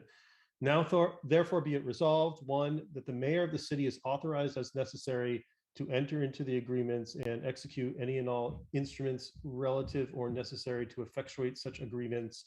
And two, that the resolution shall take effect upon passage. The council vote shall be as follows. One, to authorize the mayor for the city of Easthampton to negotiate and enter into the boundary line agreement in a form substantially similar to the document attached hereto as Daigle Exhibit page 1 through 5, and to negotiate and enter into an easement agreement for the areas shown on page 12 of 16 of the Daigle exhibits, and to enter into a mutual release of claims in a form substantially similar to the document found at page 13-16 of the Daigle, 13 to 16 of the Daigle exhibits. Two, to authorize the mayor or her designee to negotiate and enter into all agreements and to execute any and all instruments relative or necessary to effectuate and implement the boundary line agreement, easement agreement, and mutual release of claims. Three, to authorize the city council and mayor for the city of Easthampton to negotiate and enter into the boundary line agreement in a form substantially similar to the document attached hereto as Daigle Exhibit page 1 through 5 of 16. And that is it. Second. Motion and a second to accept the resolution for a grant of easement. Yeah. Any further discussion? I do have You're one. quick killing me, comment. JP. You are killing me. I am so sorry. I'll be very quick and very brief. I think since it should be acknowledged for the record that all the documents were in packets in previous packets. And although it was not shown on the screen today, this is not something that was presented to the council today. It was presented in the packet, so I feel very comfortable. Yes, we've had it for several weeks. Yes, agreed. Okay, Councilor Zaret. Do you need me to share that on the screen at all? No. Okay. Please, no. Barbara. Peg Coniff, Yes. Erica Flood, Aye. Omar Gomez, Aye. JP Kaczynski, Aye. Tom Peak, Aye. Dan Rist, Aye. Lindsay Rothschild, Aye. Owen Zaret. Yes. Motion passes. Yay. You We have new voted, business. sorry. I was going to say you have new business. I'm sorry, I already forgot. The Ballard Street, that's continued to the second meeting in January, is that correct? Yeah. Thank you. We voted on the South Street. We have some new business. Poll location, a request to install one jointly owned pole for service to 45 Park Street. I'd like to make a motion to move that to the property committee. Second. Motion second to move a new pole location on 45 Park Street to the property committee. Any further discussion? Barbara. Erica Flood, Aye. Omar Gomez, Aye. JP Kaczynski, Aye. Tom Peak, Aye. Dan Rist, Aye. Lindsay Rothschild, Aye. Owen Zaret, Yes. Peg Coniff. Yes. I would also like at this time to set a public hearing for that item on January 19th. Second. Motion and a If that was second. a motion. Yeah, motion and a second. Oh, Any further discussion? Councilor Rist. Does it have to be the 19th, given that we've had trouble with poll locations? And you still have Eversource coming? Can we move it to February? Only because that's already getting big. And we don't even know what new business the mayor may send us. My understanding was that this was lost in transit and it was supposed to be submitted many months ago. I don't know how time critical this is. I know that it has, well, I don't want to speak too much to the actual, there might be some time sensitivity to it. And so all I would, Because Question. we could always Barbara, continue it. Oh, sorry. Can we move this to a public hearing on the 5th without any problem if we decide? No, well, hang on. I don't mean to make it a public hearing on the 5th. On the 5th, can we set a public hearing for the 19th if all the ducks have lined up? Or will we have run out of time by the 5th? No. So no, we won't have run out of time. No. Okay, so if we have all the information we need on January 5th, you could set a public hearing conceivably then for the 19th. There's no reason we need to set it tonight, particularly. Counselor Rist. I think we set it for the 19th and continue it if the information is not available. I only say that because we don't know who's going to chair the property committee on the 5th. All right. And I Very think good that's the point. reason we're doing that. Very good point. Let's do it. Let's set it for the 19th. So we have a motion and a second. Barbara. Omar Gomez. Aye. JP Kaczynski. Aye. Tom Peak. Aye. Dan Rist. Aye. Lindsay Rothschild. Aye. Owen Zaret. Yes. Peg Coniff. Yes. Erica Flood. Aye. Motion passes. Are you done? Do you have another meeting that you're going to have for property? Have you set We any- don't have one set right now. You know, I guess as it pertains to the Ballard item, we have time on that. I'm waiting for information. And we don't have another meeting set right now, President Coniff. Okay. All right. Sounds good. Although we need to probably approve minutes, though. We'll figure that out. Okay. Thus You have concludes. time. You can meet anytime between now and December 31st. Rules and Government Relations, Counselor Peak. Thank you, Madam President. We are going to be meeting in a week on the 22nd at 5:45 to, right? Is that the right one? 21st. 21st. The 21st at 5:45 to approve our minutes for the year, and that's it. But we don't have any new business on this agenda, do we? Nope. Nope. Okay, well then that concludes. All right, great, thank you. And the only thing left is the ad hoc committee for senior tax work-off. It will expire on 12/31, whether we like it or not. So you want it to just expire? I would like to speak to that subject. Go ahead. As much as the council president would like to make a clean break and have it expire, I believe that it's important to at least leave it open in deference to our seniors and in order to see the pilot program move forward on solid ground. I'm recommending this be a 60-day extension. And the reason is I was asked to meet with the senior center director and with the board, and the earliest time they had available is next week. And I'll be meeting with him because they had specific questions. And I think what also complicated the issue was the transition of a new director at the senior center.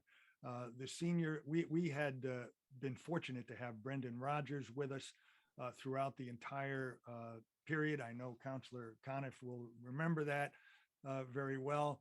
And the expectation was that he could carry forward with the institutional knowledge and with the policy decisions, et cetera. He resigned. There's a new director. There was an interim gap. The new director is just getting her feet on the ground with regard to this subject and has requested a meeting with us. So I do think it would be important, and therefore we'll move to recommend a 60-day extension. Can I just You make a can comment always before you resign. make a You can formal always motion? resign. No, To make but a clean break. no, my only point is there is no one on the committee except you. Everyone else has left. So my point being, to make this a really cohesive transition, you need a committee. And I think what would make the most sense is to retire this committee, because this was to establish the guidelines to set up a senior tax work-off. In the next term, whoever the president is can create a new ad hoc committee that would be for ongoing, whatever it is, ongoing care and feeding of the program with a whole new slate of members and kind of start fresh. It kind of muddies the water to keep this one going when you are the only person on the committee. There should be others that are joining you, and the mission statement of the committee has changed. And so my recommendation is to kind of disband it and start afresh with the president in the next term. I am totally fine with you continuing this as long as it's very well known there's no one on the committee. So you would only be working solely with whoever you're working with, and it's not a committee, it's you. Well, they have invited us to participate in that discussion, and I'd like to attend, so. They haven't invited me and I'm on the committee. So that's what I'm saying. It's not really a committee action right now. It's a city councilor JP action with, I'm not gonna, to the mayor's point, this is not a hill I'm gonna die on. I just think a clean break and a refresh when there's a new president, new members on that board, certainly you could be on that, continue to be on it. It just feels like we're just kind of dragging this out. You can certainly go to the meeting, you know, and start afresh. But again, not going to die on this hill, whatever you guys want to do. I'm not going to either. I just want to be supportive of the program and of the people who were asking to administer the program. Councilor Zarek. I would say, Councilor Kwasinski, and I applaud your dedication to this item. I don't see any reason in the face of the dissolution of the committee that you can't, as a past member and B, as a invested city councilor, attend this meeting. There's nothing preventing you from doing that. And I look forward in the next term, as President Coniff said, that if there's a reason to bring this back as a ad hoc committee, I'd 100% support that and your leadership on it. So I don't see any real break in the continuum here. So that's just my couple shekels. So whatever motion you'd like to make, JP, feel free. I will stick with the recommendation that we have an extension so that that meeting can occur. I would expect that the committee would continue through that motion period, to be sure. So that that's a motion. Second. Any further discussion other than I will say, I don't really see that there's a committee, but it's fine. Okay, Councilor Zarek. President Coniff, correct me if I'm wrong, would the committee require a quorum? And if there's not enough members for a quorum in the presence of this committee, they can't even meet? Am I missing that? I think that's a fair statement. I mean, I don't want to vote no here, Councilor Kwasinski, but it seems. Let me, if I may clarify, I've received no resignation letters. Maybe I missed that when I was in surgeries. I apologize if that's the case, including yours, Madam President. Well, I think de facto, the fact that I'm not on the city council in January, I won't be able to attend any meetings. I was appointed as the president to this committee. I appointed myself. This is getting really complicated. I'm fine if you want the committee to go forward. It doesn't really, I don't have any skin in the game. Councilor Rothschild. I'm just confused. Where are all the other members? Did they term out or are they just? Brendan resigned. I'm not a city councilor. We have not met in about 7 months. So I feel and I think Erica, were you on it? I can't remember. I can't even remember who's on it. Pardon me? How many people were on it? Oh God, I don't know. Okay. Joe Banis was on it, and he was the one who had asked me to Fine. attend. Let's keep so it that we going. could Let's meet. just renew it. Fine. Is there a We got a second? motion and a second. Do we have a second? Okay, let's go, Barbara. JP Kaczynski, Aye. Tom Peak, I guess. yeah, Dan Rist, Aye. Lindsay Rothschild, Hi. Owen Zarek, Yes. Peg Coniff, Sure. Erica Flood, Aye. and Omar Gomez. I'm guessing with Tom, yes. What? I say yes. Okay, so that's it. Thank you for your time. Thank you for your friendship, your support. This has been quite a ride and quite a last meeting. Thank you all very much. Have a wonderful holiday, and I'm sure we'll be seeing you around town. And Dan, you owe me a breakfast. See you later, guys. Oh, Motion you're to adjourn. welcome. Madam Adjourn. President, I Motion to move we adjourn. adjourn. Second. Second. Wait, we don't actually, but go ahead. Second? Could be anything. Tom Peak, Aye. Dan Rist, Aye. Lindsay Rothschild, Hi. Rowan Zaret, Yes. Peg Coniff, Aye. Erica Flood, Aye. Omar Gomez, Thank you, Peg. Aye. JP Kaczynski. Aye. Bye, guys. Bye. Bye, Eric.